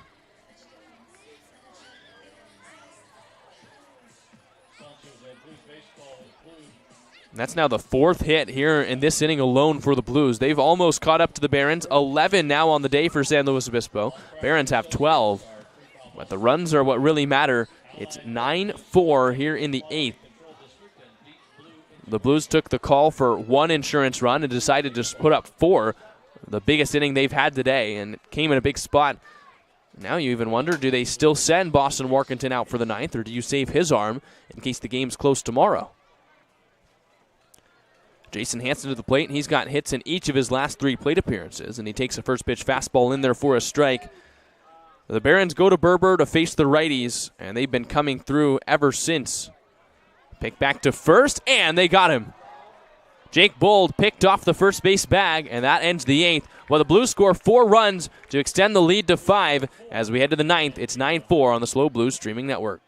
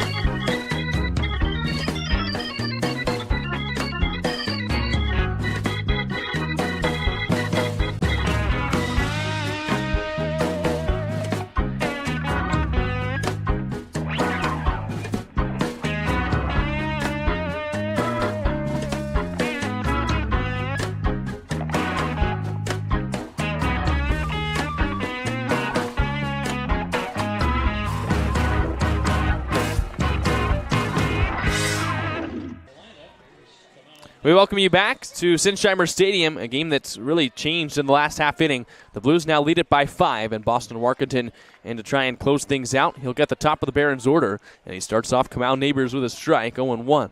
It was a 1-run lead for the Blues entering the bottom of the 8th. They erupted for 4 runs on 4 hits in the frame, and now a 5-run lead. 0-1. Neighbors takes a slider outside, and for the Barons, they've lost 6 straight. They felt like they had a chance to come in and steal game 1 from the Blues. Just wanted to keep things close, give the offense a chance to tie or take the lead in the 9th. The pitching gives up the runs, and Neighbors tags this one down the line. A fair ball Cutting it off in left field is Jariah Lewis. Heading to second is Neighbors as Lewis bobbles, and it's a leadoff base hit for the Barons. So Neighbors grabs his third hit of the day. He's aboard at second with nobody out here in the ninth, and that would matter a lot more if the Blues hadn't scored the 4 runs. You saved a lot of tension on the arm of Boston Warkentin. You know, you probably put the game away in the bottom of the 8th if you're the Blues, unless the Barons can mount an epic comeback here in the 9th. But if it was only the 1-run lead for the Blues heading into the 9th inning, with how much this team needs a win, there would have been so much pressure on every pitch thrown by the Blues. Here's Thomas Williams, who takes a fastball off the outside corner, 1 ball and no strikes. Instead, now you can afford to give up 1 or 2. Of course, Boston Warkentin not looking to do that. But the 1 run doesn't matter quite as much. 1-0 on the way. Williams takes a fastball outside, 2 balls and no strikes.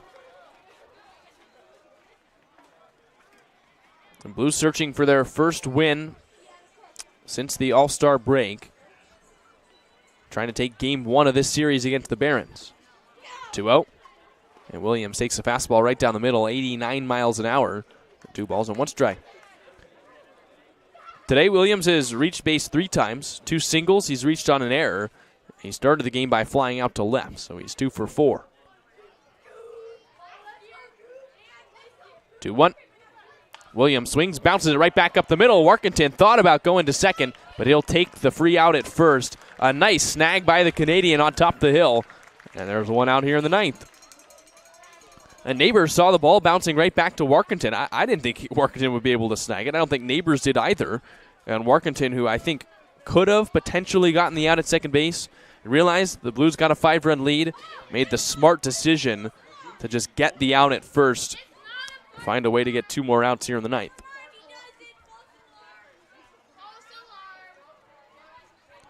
This is Julian Boyd, who singled his second time up. Other than that, 3 strikeouts. 1 for 4 day. And that pitch well outside, and Bold able to snag it. He lost something, a wrist protector, but he's able to keep the ball and keep Neighbors at second.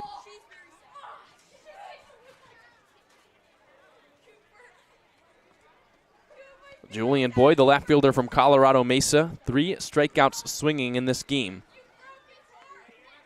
And he takes a fastball low, 2 balls and no strikes. Warkentin not the greatest command here in the 9th. But as we've talked about, it doesn't matter quite as much now that the Blues lead it by 5 runs. But with a 5-run lead, I think Dean Traynor wants to see as many strikes from the right-hander as he can throw. 2-0. Williams takes a slider outside, crossed up Bold quite a bit. 3 balls and no strikes.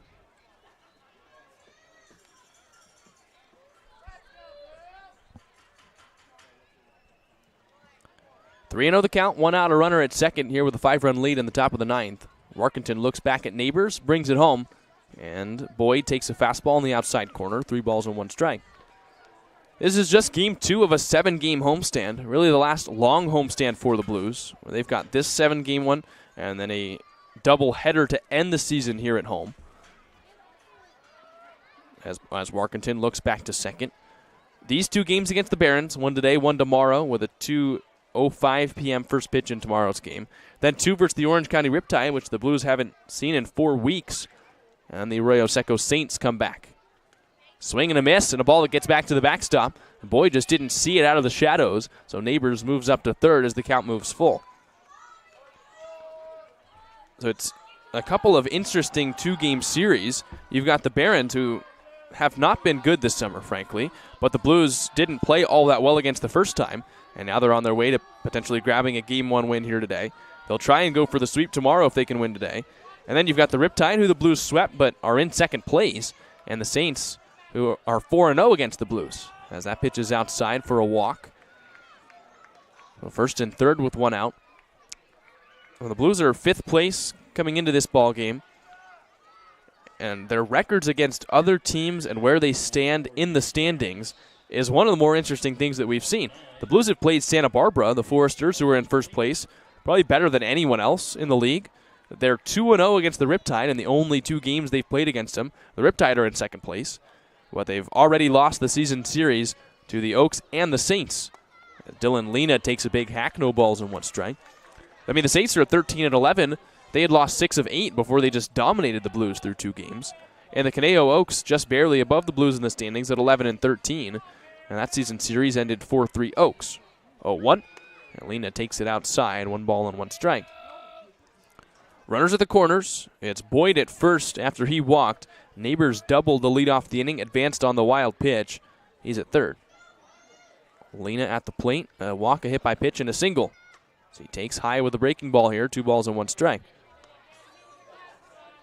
For Warkentin, we mentioned 1 or 2 runs doesn't completely matter with the Blues up by 5, but you don't want to go around walking people in the 9th. Don't want to make it interesting here at home. As Dylan Lena takes off the plate, 3 balls and 1 strike.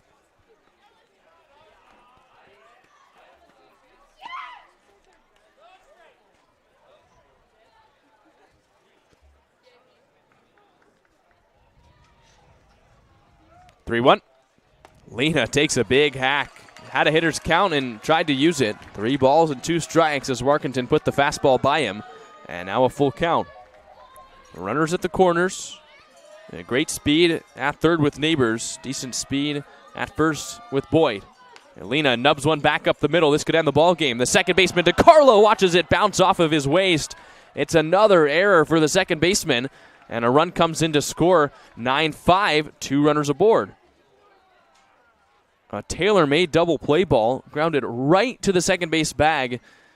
And Sam DiCarlo came in to charge it, and it bounced off of him for the second straight time. And now maybe things do get interesting. So Lena at first on the error. In to score Neighbors. And at second base, it's Boyd. Jacob Klinovsky up now. And the tying run is in the on-deck circle. Here with just 1 out and 2 runners on in the 9th.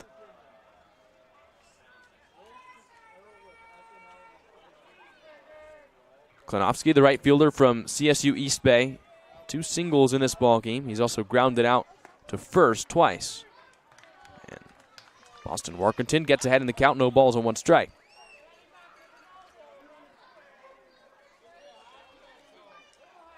Still a chance for Warkentin to roll a double play, get out of this ball game. 0-1. Klinovsky swings and misses at the fastball, no balls and 2 strikes. Klinovsky did ground into a double play back in the 6th. Hit it right to Jason Hansen, who stepped on the bag, threw it to second, and O'Hara applied the tag. The last time up, he hit the ball to first base as well, but it took a glancing hop off of Hansen and into right. 0-2 on the way. Klinovsky lines it straight back.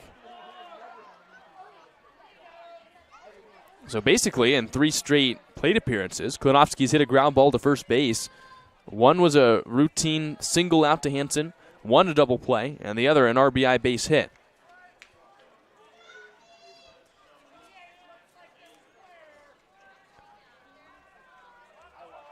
Still no balls, 2 strikes as Warkentin searches for the final 2 outs of this game.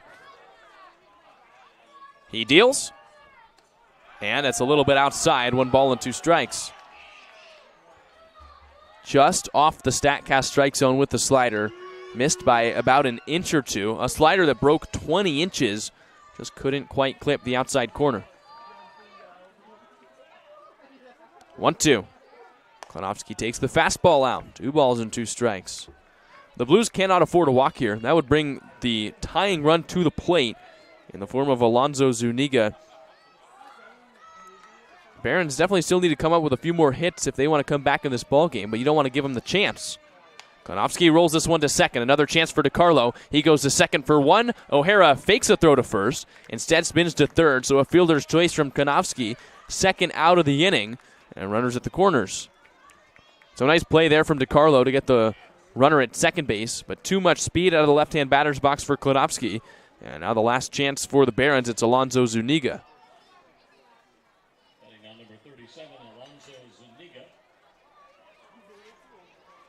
Nearing 7:30 p.m. here on the West Coast. This game's been almost 3.5 hours, and the Blues finally an out away from grabbing a win here in Game 1. Zuniga bounces it up the middle. Room service for DiCarlo, who leaps and steps on the bag, and the Blues snag their first win of the second half here in Game 1 against the Barons. A 9-5 final as the Blues win a near 3.5-hour game, and they grab their first win here in half number 2 of CCL play. They improved to 10-12. The Barons dropped their 7th straight to fall to 4-19.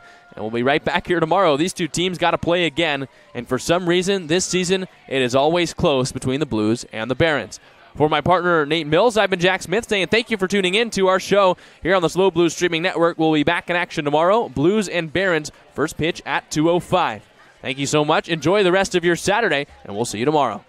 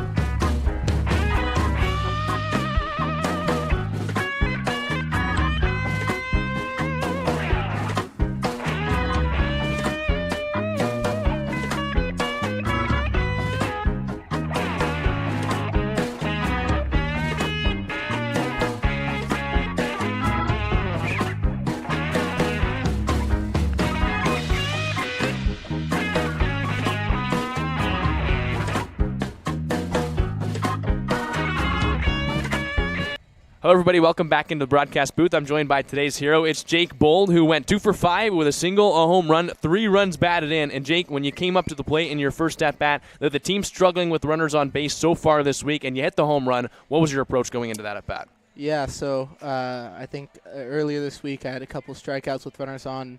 I was really just trying to stay short, worked it to where they had 2 uncompetitive balls, and I just wasn't trying to get cheated, just trying to hit a ball hard, get it in the air, and get a RBI.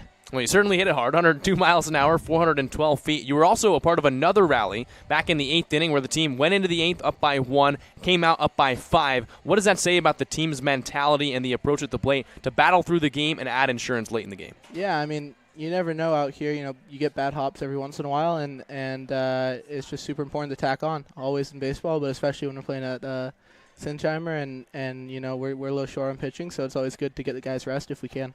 This is the first time we've been able to do a post-game interview with the catcher. So I'm curious about your unique position watching the pitching staff. How impressed have you been with them this summer for what they've been able to give you guys? Yeah, I mean, we don't have that many guys down there, and they just grind, you know. They get behind. If they get behind, they get right back in it and throw multiple pitches for strikes, really just competing, being bulldogs on the mound, and that's all you can really ask for. So super impressed.